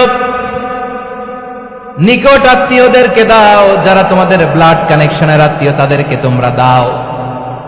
এখানে জেনারেলি বললেন দাও, কি দিব সেটা তিনি এখানে বলেন নাই, সেটা তিনি সূরাতুল ইসরার মধ্যে বলেছেন। আল্লাহ বলেন ওয়া আতিদাল কুরবা হাক্কাহ, নিকট আত্মীয়দেরকে তাদের অধিকার, তাদের প্রাপ্য তোমরা বুঝিয়ে দাও। দেখেন, একটা শান্তির সমাজ, একটা সমৃদ্ধ সমাজ, একটা মানবিক সমাজ গঠনের জন্য আল্লাহ তাআলা বেশি না, মাত্র 3টা অর্ডার, 3টা ভার্ডিক্ট তিনি জারি করেছেন। 1 নাম্বার সুশাসন, ন্যায় বিচার। 2 নাম্বার ইহসান। 3 নাম্বার নিকট আত্মীয়, যারা কাছের, তোমার ভেরি ক্লোজ রিলেশনশিপে আছে, তাদেরকে দাও। দাও, দিলে বাড়িয়ে দেয় কে? অনেকে দিতে চায় না, কৃপণতা করে। দিলে বাড়ায় দেয় কে? ও মিয়া, মদিনার মধ্যে সবচাইতে গরিব সাহাবী ছিল বেলাল রাদিয়াল্লাহু তাআলা আনহু। ওনার এন্টায়ার অ্যাসেট, সম্পদের পরিমাণ কতদূর জানেন? একটা লুঙ্গি। বেলাল রাদিয়াল্লাহু তাআলা আনহু, ওনার টোটাল ওয়েলথের এস্টিমেশন হচ্ছে মাত্র একটা লুঙ্গি। একটা লুঙ্গি, টোটাল ওয়েলথ এস্টিমেশন, টোটাল সম্পদের পরিমাণ বেলাল রাদিয়াল্লাহু তাআলা আনহুর কি ছিল? কথা বুঝে নাই বোধহয়, কি ছিল? ওই বেলাল রাদিয়াল্লাহু তাআলা আনহুকে বিষ্ণু সাল্লাল্লাহু আলাইহি ওয়াসাল্লাম বলেছেন আনফিক ইয়া বেলাল, ও বেলাল তুমিও দাও। ওয়ালা তাখশা মিন যিল আরশি ইখলালা, আরশের অধিপতির তো কোনো ঘাটতি নাই, তুমি দিলে ওই আল্লাহ তোমারে বাড়ায় দিবে। এজন্য আমার প্রিয় ভাইয়েরা, দিলে কমে না, দিলে বাড়ে। অনেকে ধরে রাখে, নতুন কিছু নিতে পারে না, হাত দিয়ে যেটা ধরে রেখেছেন এটা দিয়ে দেন, বড় একটা ধরার সুযোগ পাবেন। জোরে বলেন ঠিক কিনা? ধরেন 5 কেজি ওজনের একটা ধরে রাখছেন, এখন 10, এটা না ছাড়লে 10 কেজি ধরতে পারবেন আপনি? আচ্ছা, 10 কেজির জিনিস একটা আছে হাতে, ওইটা যদি ছেড়ে দেন তাহলেই না 15 কেজি ধরতে পারবেন। কথা বলেন ঠিক কিনা? তাহলে দিলে বাড়িয়ে দেয় কে? রব্বুল আলামিন বললেন 3 নাম্বার আদেশ হলো তোমাদের প্রতি সমাজটারে কেমন করে মানবিক সমাজ, সুন্দর সমাজ গড়বা। 3 নাম্বার আদেশ হলো ওয়া আতিদাল কুরবা হাক্কা, নিকট আত্মীয়দেরকে তাদের প্রাপ্য বুঝিয়ে দাও। এই নিকট আত্মীয়দেরকে তাদের অধিকার বুঝিয়ে দেওয়া, প্রাপ্য বুঝিয়ে দেওয়াতে আমাদের গাফলতি আছে না নাই? চট্টগ্রামে নাই? মাশাআল্লাহ আছে, আছে। অনেকে দেখবেন অনেক আল্লাহওয়ালা, তাহাজ্জুদ গুজার, সেজদা দিতে দিতে কপালে কালো দাগ ফেলে দিছে, সে তার বোনের হকটা আদায় করে নাই। আছে না নাই? হ্যাঁ, এখানেও আছে। সর্বনাশ। অনেক বড় হাজী সাহেব, বিশাল লম্বা দাড়ি, ছেলেরে সব দিয়ে দিছে, মেয়েরে কিছু দেয় নাই, মেয়ের হক আদায় করে নাই। আছে না নাই? এই হাজী সাহেবেরা, এই আল্লাহ আল্লাহরা কিয়ামতের ময়দানে আটকে যাবে। আপনি অন্যের অধিকার নষ্ট করেছেন, তাদের রাইটস কে ভায়োলেট করেছেন। এজন্য আল্লাহ তাআলা বলেন, কারো অধিকার যদি কেউ নষ্ট করে, ওই সমাজটা মানবিক সমাজ কঠিনকালেও হতে পারে না। এজন্য 3 নম্বর আল্লাহ বললেন, ওয়া ইতা ইদিল কুরবা, নিকটাত্মীয়দেরকে দাও। কি দিবা? তাদের অধিকার দিয়ে দাও। বোনের অধিকার বুঝিয়ে দাও, মেয়ের অধিকার বুঝিয়ে দাও, ফুফুর অধিকার বুঝিয়ে দাও। দেখবেন অনেক মায়েরা ছেলের পাতে মুরগির রান দেয়, মেয়ের পাতে দেয় মুরগির ঠ্যাং। এরকম আছে না নাই? ছেলেরা কি দেয়? মুরগির। মেয়ের পাতে কি দেয়? তো মেয়ের কি মুরগির রান খেতে মনে চায় না? মনে চায় না? এমনটা করা যাবে না। নিকটাত্মীয়দেরকে অধিকার দিয়ে দাও, নিকটাত্মীয়ের সাথে সুসম্পর্ক রাখো। আদেশটা কার? এজন্য প্রিয় ভাইয়েরা, জীবনে যদি বারাকা অর্জন করতে চান, নিকটাত্মীয়দের সাথে সুসম্পর্ক রাখতে হবে, তাদের জন্য উপহার পাঠাতে হবে। বিশ্বনবী বলেন, লা ইয়াদখুলুল জান্নাতা কাতে, যে ব্যক্তি আত্মীয়তার সম্পর্ককে ছিন্ন করে দেয়, সে কঠিনকালেও আল্লাহর জান্নাতে ঢুকবে না। আপনি কি এটারে সহজ হাদিস মনে করছেন? এটা সহজ কথা? আপনি ভাবছেন আপনার নামাজ আপনার বাঁচাতে পারবে? আপনার রোজা বাঁচাতে পারবে? আপনার তাহাজ্জুদ আপনারে বাঁচাতে পারবে? অধিকার নষ্ট করলে কিছুই আপনারে বাঁচাতে পারবে না। এজন্য নিকট আত্মীয়দেরকে দিতে হবে বেশি বেশি। বিশ্বনবী বলেন, ইন্না সাদাকাতা আলাল মিসকিনি সাদাকা ওয়া আলা যির রাহিমি ইসনাতান সাদাকাতুন ওয়া সিলা। মিসকিনরে দান করলে শুধু দানের সওয়াব হয়, নিকট আত্মীয়কে দান করলে দুইটার সওয়াব হয়। সাদাকার সওয়াব হয়, আবার আত্মীয়তার বন্ধন অটুট রাখার সওয়াব হয়ে যায়।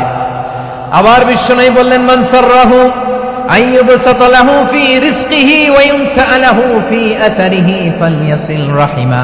যে ব্যক্তি তার রিজিকের প্রশস্ততা চায় আর হায়াতে বরকত চায়, সে যেন তার আত্মীয়ের সাথে সুসম্পর্ক রাখে। আমার প্রিয় চট্টলার ভাইয়েরা, আমাদের রিজিক বাড়ুক, এটা আমরা চাই কি চাই না? সবাই চান? হ্যাঁ, আমাদের রিজিকে প্রশস্ততা আসুক, চাই কি চাই না? আমাদের হায়াতে বরকত আসুক, আমরা চাই কি চাই না? এই দুইটা যদি চান, তাহলে নিকটাত্মীয়দের সাথে সুসম্পর্ক রাখবেন। পারবেন? তাহলে সমাজটারে মানবিক সমাজ বানায় দিবে কে? 3টা আদেশ চলে গেল। কয়টা? আওয়াজ করে বলেন। 1 নম্বরে কি ছিল? 2 নম্বরে, 3 নম্বরে নিকটাত্মীয়দেরকে দান। আপনাদেরকে আরো শোনার আগ্রহ আছে? আপনাদের মনোযোগ আছে না গেছে? কষ্ট হচ্ছে না? মাশাআল্লাহ, মাশাআল্লাহ। তাকবীর পড়ুন, লিল্লাহি তাকবীর।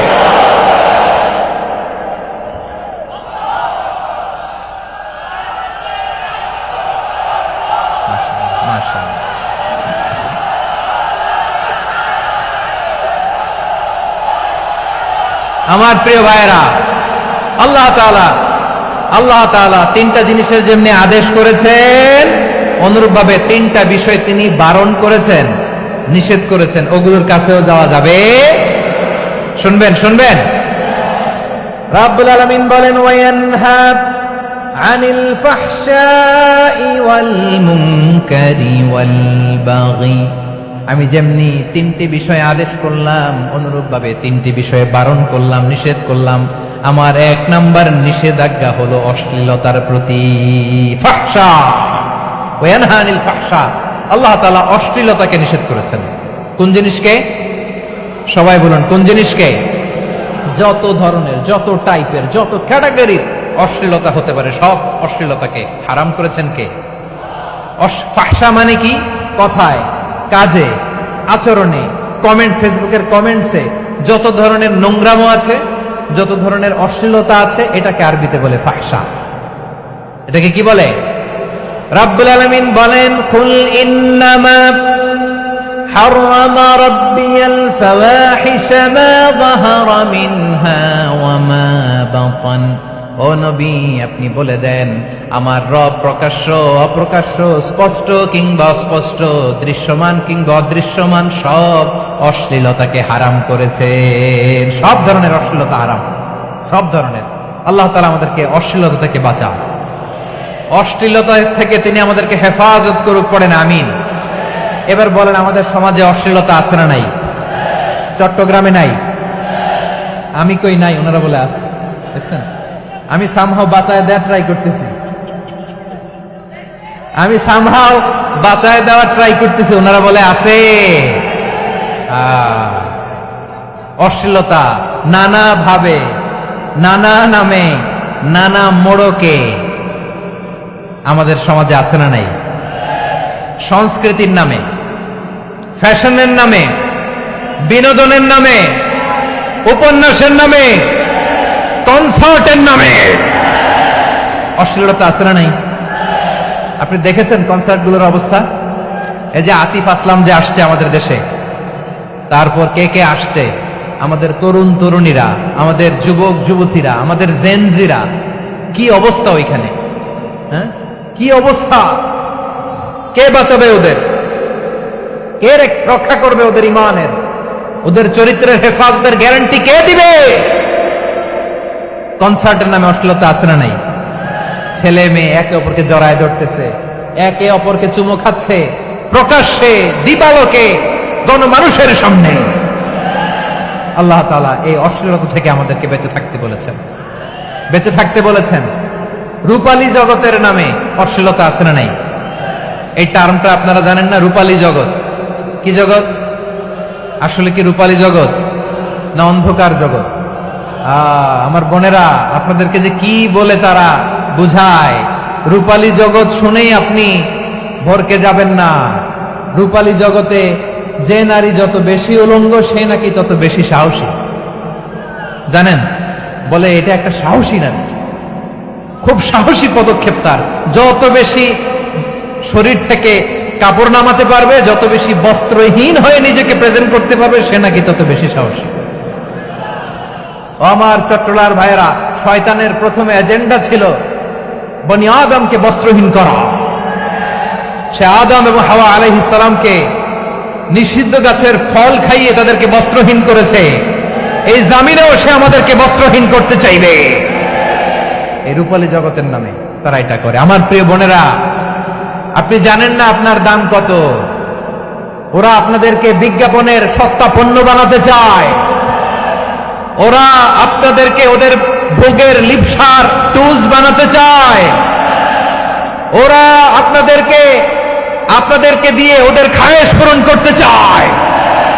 এটা আপনাদের জন্য মোটেও ডিগনিটি নয়, এটা আপনাদের জন্য সম্মান নয়। আপনার সম্মান শালীনতায়, আপনার সম্মান হেজাবে, আপনার সম্মান ভদ্রতায়, আপনার সম্মান আপনার ডিসেন্ট পোশাকে। পোশাক বলে দেয় এই নারীটা ভদ্র না অভদ্র।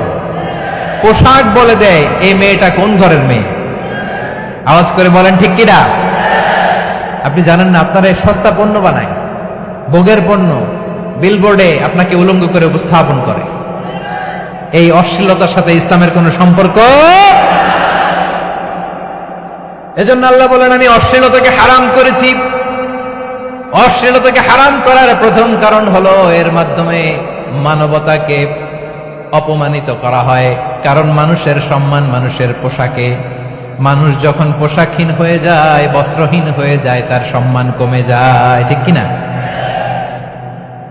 অশ্লীলতাকে হারাম করার প্রথম কারণ হচ্ছে মানুষ মানুষকে অপমান করে। একটা নারী, সে তো সম্মানিত, নারী যে কত সম্মানিত নারীরা এটা বুঝেই নাই। বিশ্বনবী বলেন, আর দুনিয়া কুল্লুহা মাতা ওয়া খায়রু মাতা'আদ দুনিয়া আল মারআতুস সালিহা। আমার বোনেরা, 5টা প্যান্ডেলে আপনারা এলইডিতে আমার আলোচনা শুনছেন, আমি জানি। আপনাদের এই গর্ভ যে কত দামি আপনি জানেন না। আপনার পেট থেকেই আসবে আগামী দিনের সালাহুদ্দিন আল আইয়ুবী। আপনার পেট থেকেই আসবে অনাগত দিনের ইমাম মাহদী আল মুনতাযর। আপনার পেট থেকেই আসবে অনাগত দিনের ফয়সাল, ওয়াসিম, মুগ্ধ, আবু সাইদের মতো বীর যোদ্ধা।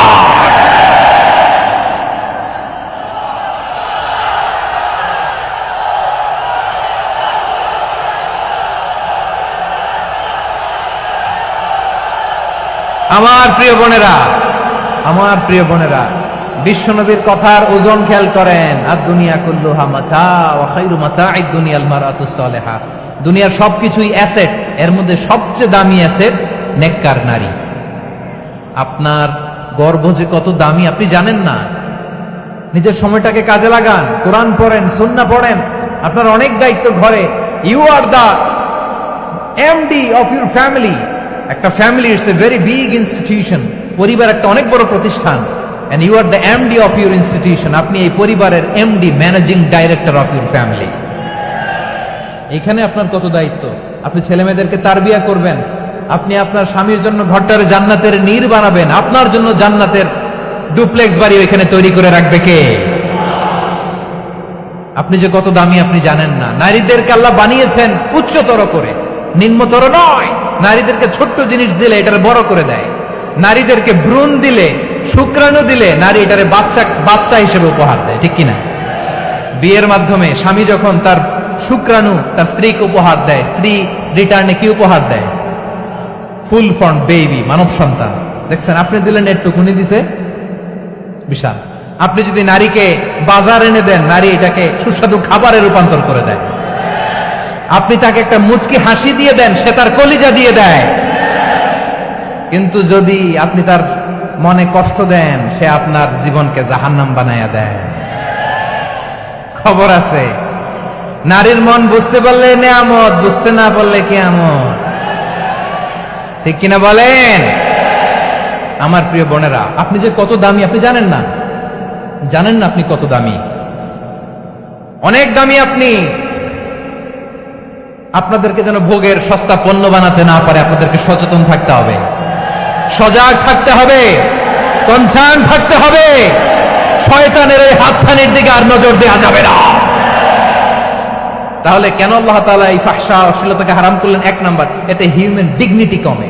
দুই নাম্বার, এতে মানুষের অধিকার নষ্ট হয়। আপনি বিয়ে করেছেন, এরে পরকিয়া করেন, ওর সাথে এরকম আছে না নাই?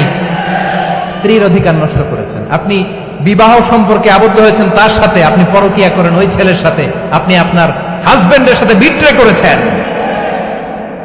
এজন্য আল্লাহ অশ্লীলতাকে হারাম করেছেন। অশ্লীলতাকে হারাম করার আরেকটা কারণ হচ্ছে আল্লাহ তাআলা এই হিউম্যান জেনারেশনকে, এটাকে প্রিজার্ভ করতে চায়। হিফজুন নাসল, এটা মাকাসিদুশ শরিয়ার অনেক গুরুত্বপূর্ণ একটা মাকাসিদ, অনেক গুরুত্বপূর্ণ।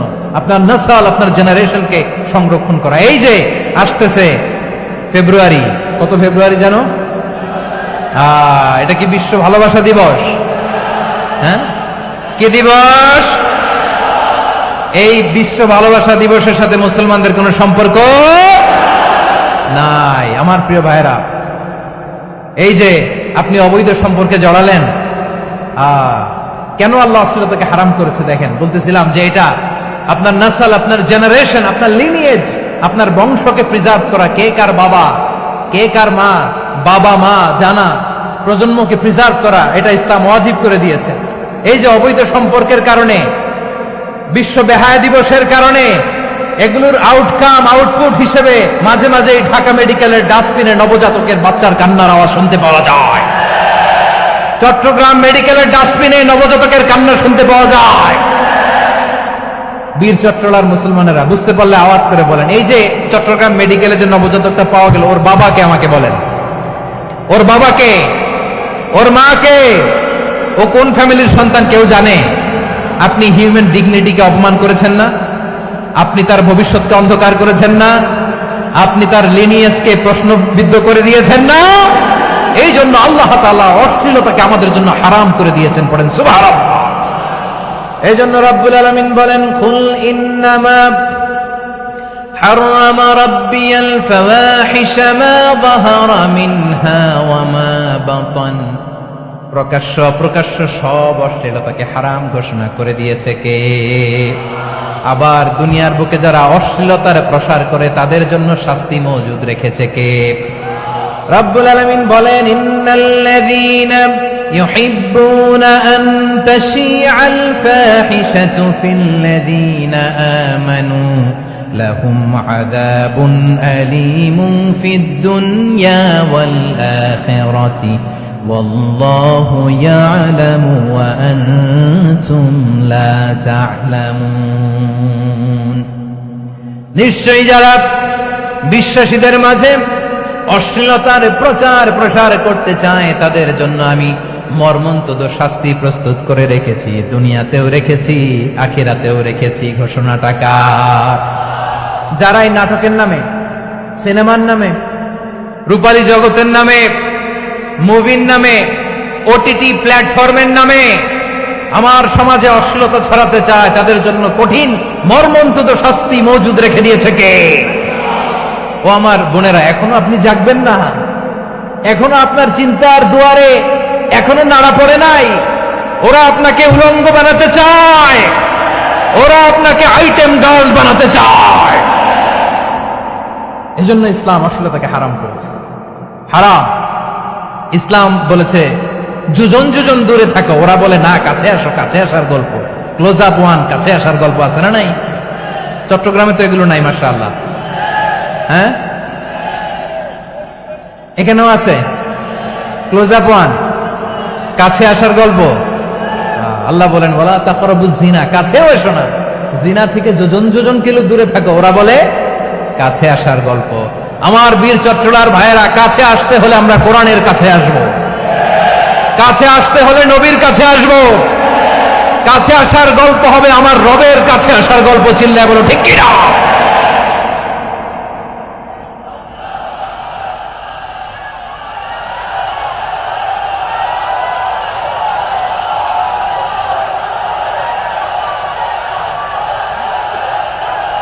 বসুন বসুন আমার ভাইয়েরা। তাহলে অশ্লীলতার সাথে আমাদের কোনো সম্পর্ক?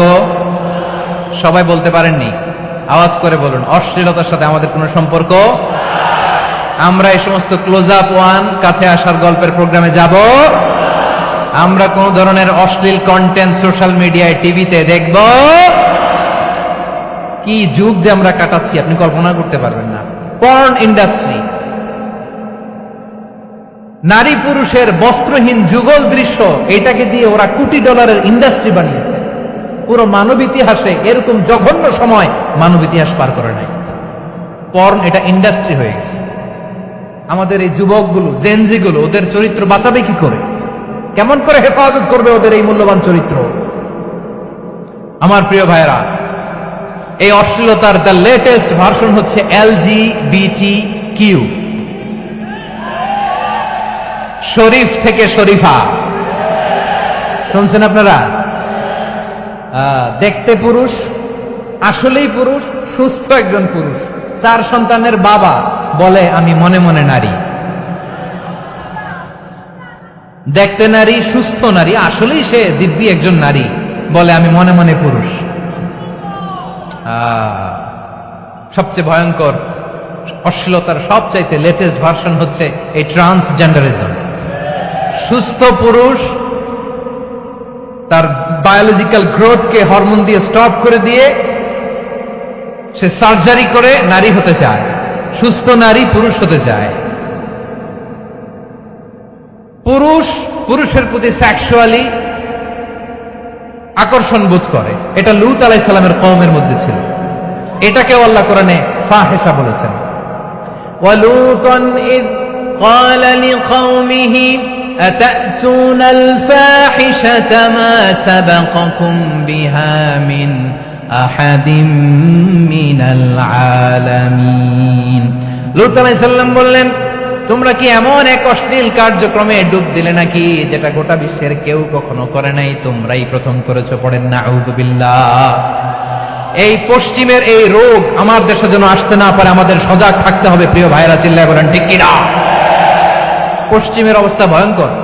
পাশ্চাত্যে, আমি যুক্তরাষ্ট্রে ছিলাম অনেকদিন, কয়েক মাস, বিভিন্ন স্টেটে ঘুরেছি। গার্ডিয়ানরা উদ্বিগ্ন, ছেলে মেয়েদেরকে, ছোট্ট ছেলে মেয়ে, ওদেরকে জিজ্ঞেস করে তুমি how do you feel right now inside yourself, তুমি ভিতরে ভিতরে কেমন ফিল করো? তোমার কি ছেলে ছেলে লাগে না মেয়ে মেয়ে লাগে? আচ্ছা বলেন, এই ছোট্ট বাচ্চাটাও কি এগুলো জেন্ডার অ্যাসাইনমেন্ট বলতে এগুলো কিছু বুঝে?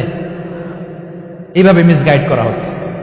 কৌতূহলবশত ছোট্ট ছেলে যদি বলে আমার তো মেয়ে মেয়ে লাগে, তখন বলে যে না তুমি মেয়ে, ছেলে না। মা বাবা বাধা দিলে ওকে আলাদা গভর্নমেন্ট হাউসে নিয়ে যাবে। ভয়ঙ্করতম অবস্থা। আমরা একটা সময়ে শুনতাম যে হুজুর আমার ছেলেটা খুব ভালো, হাফেজে কোরআন, আল্লাহওয়ালা। হুজুর আমার ছেলে দাড়ি রাখছে, আল্লাহওয়ালা। হুজুর আমার ছেলে 5 ওয়াক্ত সালাত জামাতের সাথে পড়ে, তার মানে আল্লাহওয়ালা। পশ্চিমে যে আমি কি শুনছি জানেন? ওরা বলে হুজুর আমার ছেলেটা ইউনিভার্সিটির একটা মেয়ের সাথে প্রেম করে, ও খুব আল্লাহওয়ালা, হুজুর দোয়া করবেন। এর কারণ ওদের কাছে আল্লাহওয়ালার ক্রাইটেরিয়া হচ্ছে হুজুর আমার ছেলেটা আরেক ছেলের পছন্দ করে নাই, আমার মেয়েটা আরেক মেয়েকে ভালোবাসে নাই, এজন্য আমার ছেলেটা আল্লাহওয়ালা, হুজুর ওর জন্য একটু দোয়া করে দিয়ে। কি চ্যালেঞ্জ ওরা ফেস করতেছে। ওনার ছেলে যে আরেক ছেলেরে বিয়ে করবে না, এটাতেই উনি খুশি যে আলহামদুলিল্লাহ আমার ছেলেটা একটা মেয়েরে ভালোবাসে, আমার মেয়েটা একটা ছেলেরে ভালোবাসে, মানে এটা খুব আল্লাহওয়ালা। নাউজুবিল্লাহ পড়তে পারলেন না? এজন্য অশ্লীলতার সাথে আমাদের কোনো সম্পর্ক। রব্বুল আলামিন বলেন ওয়ায়ানহা আনিল ফাহশাই ওয়াল মুনকারি ওয়াল বাগি, তিনটা জিনিসকে আমি নিষিদ্ধ করলাম। এক নাম্বার হলো ফাহশা, অশ্লীলতা। 2 নম্বরে হলো মুনকার, সমস্ত মন্দ কাজ। আপনাদের মনোযোগ আছে না? শেষ করে দিব? আর 2-1 মিনিট শুনবেন? আচ্ছা বলি তাহলে, আর 2-1 মিনিট। তাহলে নিষেধাজ্ঞা জারি করেছেন 3টা জিনিসের উপর। 1 নাম্বার কি? ফাহশা, অশ্লীলতা। 2 নাম্বার মুনকার। মুনকার মানে হচ্ছে যত মন্দ কাজ, খারাপ কাজ, বাজে কাজ, এটার বলে মুনকার। এটার কি বলে? আপনারা পড়ছেন না? তা'মুরুনা বিল মা'রুফি ওয়া তানহাউনা আনিল মুনকার। ভালো কাজের আদেশ, সৎ কাজের আদেশ, অসৎ কাজের নিষেধ।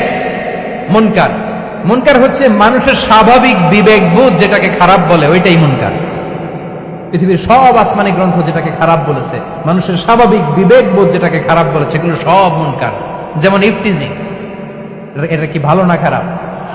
মজুদদারি, খাদ্যে ভেজাল দেওয়া, ওজনে কম দেওয়া, মাছে ফরমালিন মিশানো, চাঁদাবাজি, টেন্ডারবাজি, দখলবাজি, এগুলো আমাদের স্বাভাবিক বিবেকেই বলে এগুলো খারাপ, এগুলো হচ্ছে মুনকার। আল্লাহ তাআলা এই মুনকার থেকে আমাদেরকে বেঁচে থাকতে বলেন, আর শয়তান এই মুনকারের প্রতি আমাদেরকে উদ্বুদ্ধ করে। আল্লাহ তাআলা বললেন ইয়া আইয়ুহাল্লাযীনা আমানু লা তাত্তাবিউ খুতুওয়াতিশ শাইতান ফাইন ওয়া মান ইয়াত্তাবি' খুতুওয়াতিশ শাইতানি ফাইন্নাহু ইয়া'মুরু বিল ফাহশাই ওয়াল মুনকার। আল্লাহ বললেন আমার গোলামেরা শোনো শোনো, ও আমার বিশ্বাসী বান্দারা খবরদার, তোমরা কশিনকালেও শয়তানের পদাঙ্ক অনুসরণ করবে না, কারণ শয়তান তোমাদেরকে অশ্লীলতা এবং মন্দ কাজের দিকে উদ্বুদ্ধ করে। আমাদের কাজ হচ্ছে শয়তান আমাদেরকে যেদিকে নিতে চায় আমরা তার উল্টা দিকে যাব, ঠিক কিনা বলে? শয়তান এই মন্দ কাজকে আমাদের কাছে বিউটিফাই করে, চাকচিক্যময় করে আমাদের সামনে উপস্থাপন করে। এজন্য আল্লাহ বলেন মুনকারকে থামাতে হবে, মুনকার প্রতিরোধ করতে হবে। মুনকার প্রতিরোধের দায়িত্ব শুধু আমাদের নাকি? শুধু আপনার খতিব সাহেবের, ইমাম সাহেবের, নাকি মুসলিম উম্মার সবার? আওয়াজ করে বলুন, মুনকার অসৎ কাজ প্রতিরোধের দায়িত্ব কার? রাব্বুল আলামিন বলেন কুনতুম খায়রা উম্মাতিন উখরিজাত লিন-নাসি তা'মুরুনা বিল মা'রুফি ওয়া তানহাউনা আনিল মুনকার। তোমাদেরকে শ্রেষ্ঠ জাতি করে জমিনের মধ্যে আবির্ভূত করা হয়েছে, যাতে করে তোমরা জমিনের ভেতরে সৎ কাজের আদেশ করতে পারো আর অসৎ কাজের নিষেধ করতে পারো। উম্মাহ কুনতুম খায়রা, তাহলে গোটা উম্মার দায়িত্ব, এটা বুঝতে পারছেন তো? আচ্ছা, আরো নিচে আসেন। এরপরে আল্লাহ বললেন শুধু উম্মাহ না, এই জমিনের রাজত্ব আমি যাদের হাতে দেই, এই জমিনের মালিক আমি যাদেরকে বানিয়ে দেই, যাদেরকে আমি সরকারের দায়িত্ব দেই, তাদেরকেও মুনকার প্রতিরোধের দায়িত্ব দিয়েছে কে? আল্লাহ বলেন যারা ক্ষমতার মসনদে বসেছে তাদেরকে 4 দফা কর্মসূচি আমি আল্লাহ দিলাম। আওয়াজ করে বলেন কয় দফা? আল্লাহ বলেন আল্লাযীনা ইম্মাক্কান্নাহুম ফিল আরদি আকামুস সালাতা ওয়া আতাউয যাকাতা ওয়া আমারু বিল মা'রুফি ওয়া নাহাউ আনিল মুনকার ওয়ালিল্লাহি আকিবাতুল উমুর। যারা এই জমিনের উত্তরাধিকার হয়েছে তারা 4 দফা কর্মসূচি নিয়ে সামনে আগাবা। সালাত কায়েম করবা, যাকাত আদায় করবা, সৎ কাজের আদেশ দিবা, অসৎ কাজ থেকে মুনকার প্রতিরোধ করবা। আদেশটা কার? আমার প্রিয় চট্টলার ভাইরা, পুরো উম্মার দায়িত্ব মুনকার প্রতিরোধ করা, সরকার প্রধানের দায়িত্ব মুনকার প্রতিরোধ করা। এরপর আল্লাহ বলেন প্রতিটা ফ্যামিলির যিনি প্রধান সিইও বাবা, প্রত্যেক বাবারও দায়িত্ব এই মুনকার প্রতিরোধ করা। আওয়াজ করে বলেন ঠিক কিনা?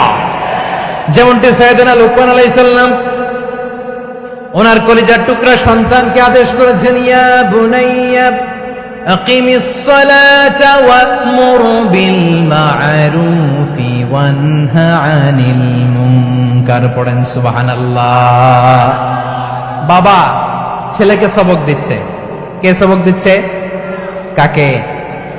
লুকমান আলাইহিস সালাম ছেলেকে বলতেছে, ওরে আমার কলিজার টুকরা সন্তান, ওরে আমার বাছা, নামাজ কায়েম করবা, সৎ কাজের আদেশ দিবা, আর মুনকার প্রতিরোধ করবা, অসৎ কাজ, সমাজ থেকে খারাপ কাজকে ঝেঁটে বিদায় করে দিবা। তাহলে দেখেন আমি স্টেপ বাই স্টেপ নামলাম। পুরা উম্মার দায়িত্ব, জমিনের উত্তরাধিকারী আল্লাহ যাদেরকে বানিয়েছেন সরকার, তাদের দায়িত্ব, প্রতিটি ফ্যামিলির প্রধানের দায়িত্ব। এরপরে বিশ্বনবী বলেন সচেতন প্রতিটি মুসলিমের দায়িত্ব সমাজ থেকে মুনকারকে উৎখাত করা।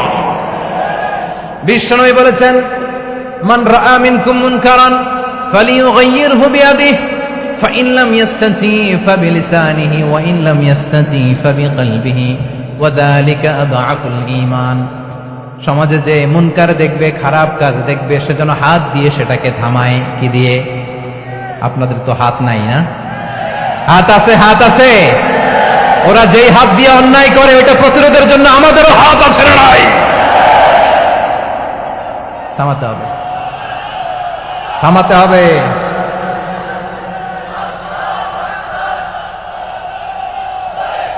বসুন আমার প্রিয় ভাইয়েরা, ওরা ওদের যে হাত দিয়ে টেন্ডারবাজি করে, চাঁদাবাজি করে, ইফটিজিং করে, দখলবাজি করে, যে হাত দিয়ে, ওই মুনকার থামায় দেওয়ার জন্য আল্লাহর দেয়া আমাদেরও দুটি হাত আছে না নাই? আমাদেরও হাত আছে। থামাইতে হবে, থামাইতে হবে, হিম্মত করতে হবে। আমার প্রিয় ভাইয়েরা, না থামালে আমরাই ডুববো শেষমেশ। আমাদের বাঁচার জন্য হলেও থামাইতে হবে। রব্বুল আলামিন বলেন, ওয়াত্তাকু ফিতনাতাল লা তুসিবান্নাল্লাযীনা যালামু মিনকুম খাসসা। ও আমার গোলামেরা, ওই আযাবকে ভয় করো যে আযাব যখন আমি জমিনের বুকে পাঠাই শুধু জালেমদেরকেই মারি না, আলেমদেরকেও মারি। আযাব যখন আসে তখন শুধু জালিমই মরে না, আলেমও মরে। জানেন, মুসা আলাইহিস সালামের পায়ে একবার একটা লাল পোকা কামড় দিয়েছে, লাল পিঁপড়া। লাল পিঁপড়া কামড় দিলে খুব আরাম লাগে না? কি লাগে? হ্যাঁ, জলে না? লাল একটা পিঁপড়া কামড় দিছে, তো উনি রেগে মেগে পাশি দেখে লাল পিঁপড়ার বাসা, পা দিয়ে ডলে মুছে সবগুলো পিঁপড়া মেরে ফেলছে। এই ঘটনাটা আল্লাহ ঘটিয়েছেন এজন্য মুসা আলাইহিস সালাম ছিলেন কালিমুল্লাহ, সরাসরি আল্লাহর সাথে কথা বলতেন। তিনি আল্লাহকে জিজ্ঞেস করেছিলেন, আল্লাহ তুমি যখন কোন জনপদে আযাব পাঠাও, শাস্তি দাও, ওখানকার শুধু জালেমরাই তো মরে না, ভালো মানুষগুলাও মরে, তো আযাব দিবা মুশরিকদের উপর দিবা, অবাধ্যদের উপর দিবা, ভালো মানুষগুলারে মারো কেন? আল্লাহ বললেন, মুসা তোমার যে কামড় দিছিল পায়ের মধ্যে পিঁপড়া, কয়টা পিঁপড়া? জোরে বলেন।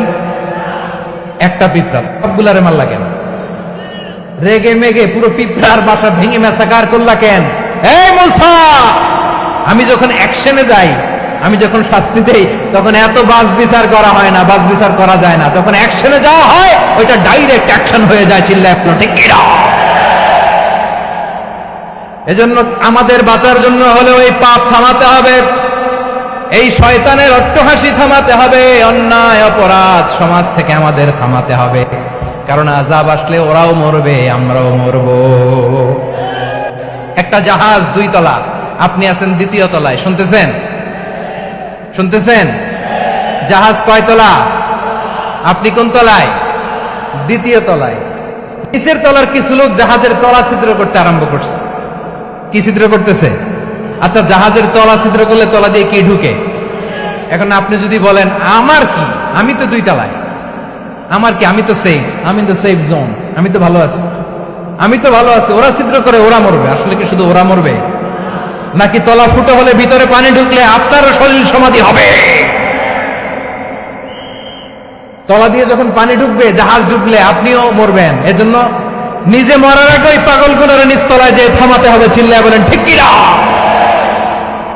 এজন্য আল্লাহ বললেন মুনকার প্রতিরোধের দায়িত্ব সমাজের টপ টু বটম সবার। পুরো আম্মার দায়িত্ব, সরকার প্রধানের দায়িত্ব, প্রতিটি ফ্যামিলির প্রধান বাবার দায়িত্ব, বিশ্বনবী বললেন প্রতিটি সচেতন মুসলিমের দায়িত্ব। এজন্য মুনকার প্রতিরোধ করার দরকার আছে না নাই? সমাজে এই যে ইফটিজিং হয়, আপনার বোনের বয়সী একটা মেয়েকে কিছু বকাটে টিটকারি করে, এই বলে সেই বলে, নোংরা কথা বলে, রাস্তায় দেখেও আপনি পাশ দিয়ে না দেখার মতো চলে যান কেন? আপনি দাঁড়ান না কেন? আপনি দাঁড়ালেই তো থেমে যাবে, কারণ সত্যের যে শক্তি তার সামনে মিথ্যা মুখ থুবড়ে পড়ে। আপনার সামনেও কিছুই না, নাথিং। আপনি দাঁড়ান, ওকে প্রশ্ন করেন যে আমার বোনকে তুমি ডিস্টার্ব করো কেন? আপনাকে দেখে আরো 5 জন দাঁড়াবে, 5 জনকে দেখে আরো 10 জন দাঁড়াবে। আমাদের নীরবতা আর আমাদের নিশ্চুপ থাকাই জালিমদেরকে আরো শক্তিশালী জালিম বানিয়েছে। এজন্য মুনকার প্রতিরোধের দায়িত্ব আমাদের সবার। টেন্ডারবাজি, চাঁদাবাজি, দুর্নীতি, অপরাধ, দখলদারিত্ব, মজুদদারি, এগুলো সব কিছু একসাথে প্রতিরোধ করতে হবে, ঠিক কিনা বলেন? একটা মানবিক সমাজ যদি চাই, প্রতিরোধ করতে হবে। প্রিয় ভাইয়েরা, আল্লাহর শপথ নিয়ে বলি, এই নাসিহাত গুলো সবার জন্য, সব দলের জন্য, সব মতের মানুষের জন্য। আমরা কোনো দলের প্রতি মানুষকে ডাকি না, আমরা ডাকি ইসলামের দিকে। সব দলের, সব মতের, সব মানুষদেরকে আমরা আহ্বান জানাই, আসুন আমরা একটা সুন্দর সমাজ বিনির্মাণ করি। এই যে নতুন বাংলাদেশের এক সুযোগ এসেছে, আর জীবনে হয়তো আসবে না, সামনের 100 বছরে এই সময় আসবে না। আসুন দেশটাকে আমরা সাজাই, আসুন আমরা দুর্নীতি বন্ধ করি, আসুন আমরা চাঁদাবাজি বন্ধ করি, আসুন আমরা দখলদারিত্ব বন্ধ করি, আসুন আমরা এক দল আরেক দলকে নিশ্চিহ্ন করার যে রাজনীতি, এটা বন্ধ করি। সব দলের প্রতি আমার আহ্বান। আমি কিছুদিন আগে একটা নিউজ দেখলাম, ওই যে লন্ডনে বসে জনাব তারেক রহমান সাহেবকে আমি ধন্যবাদ দিতে চাই। উনি সংবাদ শোনা মাত্রই ওনার দলের অনেক চাঁদাবাজকে উনি বহিষ্কার করেছেন। I do appreciate. প্রতিটি দলের এরকম ইনিশিয়েটিভ নেওয়ার দরকার আছে না নাই? যে কোনো দলে এই প্র্যাকটিসটা থাকার দরকার আছে না নাই? চাঁদাবাজদের সাথে আপনারা নিজেদেরকে মুক্ত ঘোষণা করবেন যে এরা আমার দলের কর্মী হতে পারে না। আমরা চাঁদাবাজ মুক্ত বাংলাদেশ চাই, জুলুম মুক্ত বাংলাদেশ চাই, ফ্যাসিজম মুক্ত বাংলাদেশ চাই, গুণ খুন খারাপি মুক্ত বাংলাদেশ চাই। আমরা নতুন ভোরের বাংলাদেশ চাই। ওই বাংলাদেশ পাওয়ার জন্য মুনকার প্রতিরোধে, অন্যায় প্রতিরোধে যদি বাঘের বাচ্চার মতো, আবু সাইদের মতো 2 হাত উঁচু করে, বুককে টান টান করে প্রসারিত করে দাঁড়াতে হয়, রাজি আছে মুসলমান? কারা কারা রাজি? আল্লাহকে হাত দেখিয়ে প্রতিজ্ঞা করো।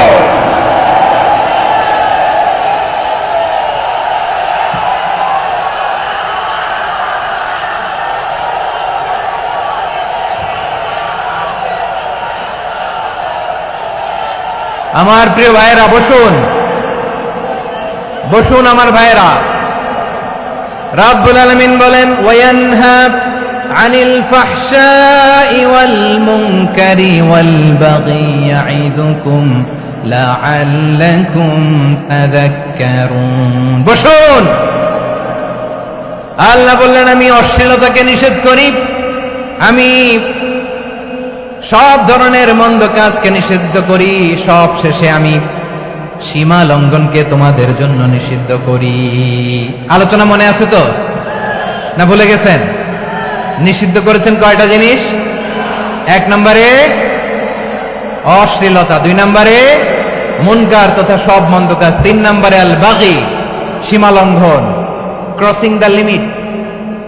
সীমা লঙ্ঘন করা ভালো না। We all should know our limits. চিল্লায় বলেন ঠিক কিনা? একই আয়াতে আল্লাহ বললেন, কুল ইন্নামা হাররামা রাব্বিয়াল ফাওয়াহিশা মা যাহারা মিনহা ওয়া মা বাতানা ওয়াল ইসমা ওয়াল বাগিয়া বিগাইরিল হক। অন্যায় ভাবে যে অবাধ্য হয়, যে সীমা লঙ্ঘন করে, তাদেরকেও আমি এটা হারাম করে দিলাম। সীমা লঙ্ঘন করা হারাম, সীমা লঙ্ঘন করা হারাম। আল্লাহ বারবার বারবার আমাদেরকে ওয়ার্নিং দেয়। যখন আমরা থামি না তখন আল্লাহ ধরে, আর যখন ধরে তখন ছাড়ে না। ধরে ধরে ধরে না, ধরলে আল্লাহ। ফেরাউনকে কিন্তু হুট করে ধরে নাই, আপনারা জানেন 9 বার ওয়ার্নিং দিয়েছে। ফেরাউনকে আল্লাহ তাআলা ওয়ার্নিং দিয়েছিল কয়বার? বীর চট্টলার বীর সেনানীরা আওয়াজ করে বলেন, ফেরাউনকে ধরার আগে ওয়ার্নিং দেওয়া হয়েছিল কয়টা? রব্বুল আলামিন বলে, ওয়ালাকাদ আতাইনা মূসা 9 আয়াতিন বাইয়িনাত, 9টা মুআজিজা দেখিয়েছি। 1 2 3 বারবার এইভাবে রিমাইন্ডার, ওইভাবে রিমাইন্ডার, এইভাবে নসিহত, ওইভাবে দাওয়া। ফাকুলা লাহু কাওলান লাইয়িনা, নরম করে বলো, সফট করে বলো, যত ওয়ে হতে পারে দাওয়া মেথডোলজি। মুসা আলাইহিস সালামের সব অ্যাপ্লাই শেষ, 10ম বারে যে আল্লাহ ধরছে।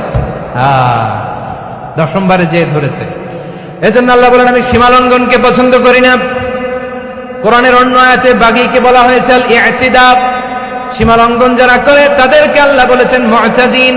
وقاتلوا في سبيل الله الذين يقاتلونكم ولا تعتدوا إن الله لا يحب المعتدين। আমি সীমালঙ্ঘনকারীদেরকে কোশ্চিনকালেও পছন্দ করি না। আমরা যেন সীমালঙ্ঘন না করি, রাজি আছেন তো? যে কোনো ক্ষেত্রে ইবাদতে যেন সীমালঙ্ঘন না করি। অনেকে আমরা ইবাদতে সীমালঙ্ঘন করে ফেলি। বিশ্বনবী সাল্লাল্লাহু আলাইহি ওয়াসাল্লাম যেটা শিখিয়েছেন এর বাইরে যে অতিরিক্ত বুজুর্গ হতে চায়, এরকম আছে না নাই? করা যাবে না, কোনো ক্ষেত্রেই সীমালঙ্ঘন করা যাবে, এমনকি যুদ্ধ ক্ষেত্রেও না। বিশ্বনবী সাল্লাল্লাহু আলাইহি ওয়াসাল্লাম বলেন, খবরদার যুদ্ধ ক্ষেত্রেও সীমালঙ্ঘন করো না।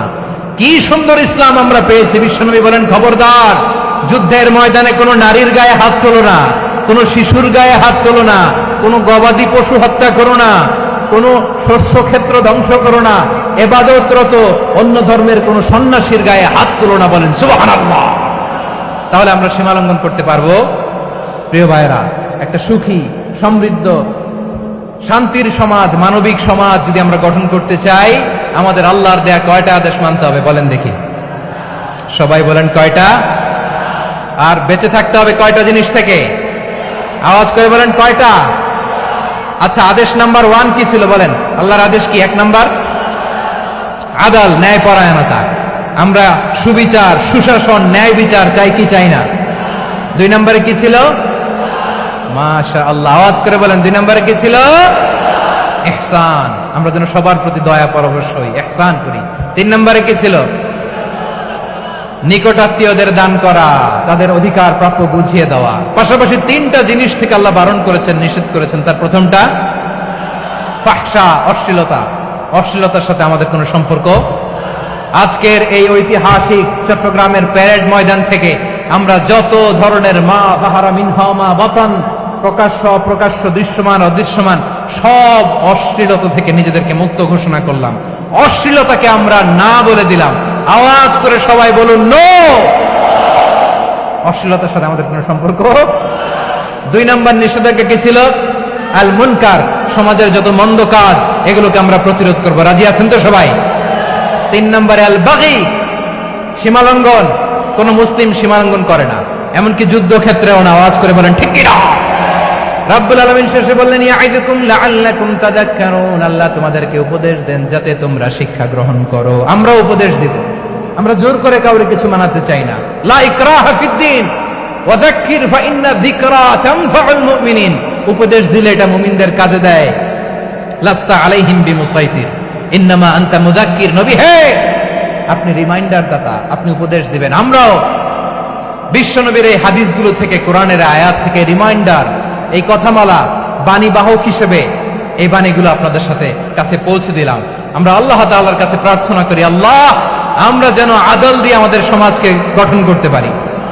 আল্লাহ আমরা যেন ইহসান করতে পারি, আমরা যেন নিকটাত্মীয়দের দান করতে পারি। আল্লাহ যত ধরনের অশ্লীলতা, অনাচার, মন্দ কাজ, সীমালঙ্ঘন, অবদ্ধতা থেকে যেন আমরা বেঁচে থাকতে পারি। আল্লাহ তাআলা আমাদের সবাইকে কথাগুলো বোঝার ও আমল করার তৌফিক দান করুন। হাযা মা ইনদি ওয়াল ইলমু ইনদাল্লাহ আলাইহি তাওয়াক্কালতু ওয়া ইলাইহি উনীব। প্রিয় ভাইরা, আমি আপনাদের সবার জন্য দোয়া করি, আপনারাও আমার জন্য দোয়া রাখবেন। আমাদের পাশেই আছেন আমাদের সকলের শ্রদ্ধাভাজন, আমাদের মুরব্বী আওলাদে রাসূল আনোয়ার হোসেন তাহের জাবির আল মাদানী হাফিজাহুল্লাহ ওয়া রাআ। সবাই বসুন, উঠবেন না, কেউ উঠবেন না। উঠলেন কেন? উঠলেন কেন? প্যারেড ময়দানের প্রোগ্রাম তো এরকম হইতে পারবে না। বসুন, এটা আল্লামা সাঈদীর স্মৃতি বিজড়িত মাহফিল। বসুন বসুন, এই মাহফিলের আদব আছে। বসুন বসুন, সুশৃঙ্খল ভাবে আমরা আখির মোনাজাতে অংশগ্রহণ করব।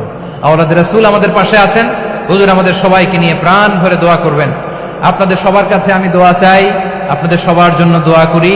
আল্লাহ তাআলা আপনাদের সবাইকে ভালো রাখুন, সুস্থ রাখুন, নিরাপদে রাখুন। সুবহানাকাল্লাহুম্মা ওয়া বিহামদিকা আশহাদু আল্লা ইলাহা ইল্লা আনতা আস্তাগফিরুকা ওয়া আতুবু ইলাইক। আবারও হয়তো দেখা হয়ে যাবে অন্য কোনো তাফসীরুল কোরআনের ময়দানে।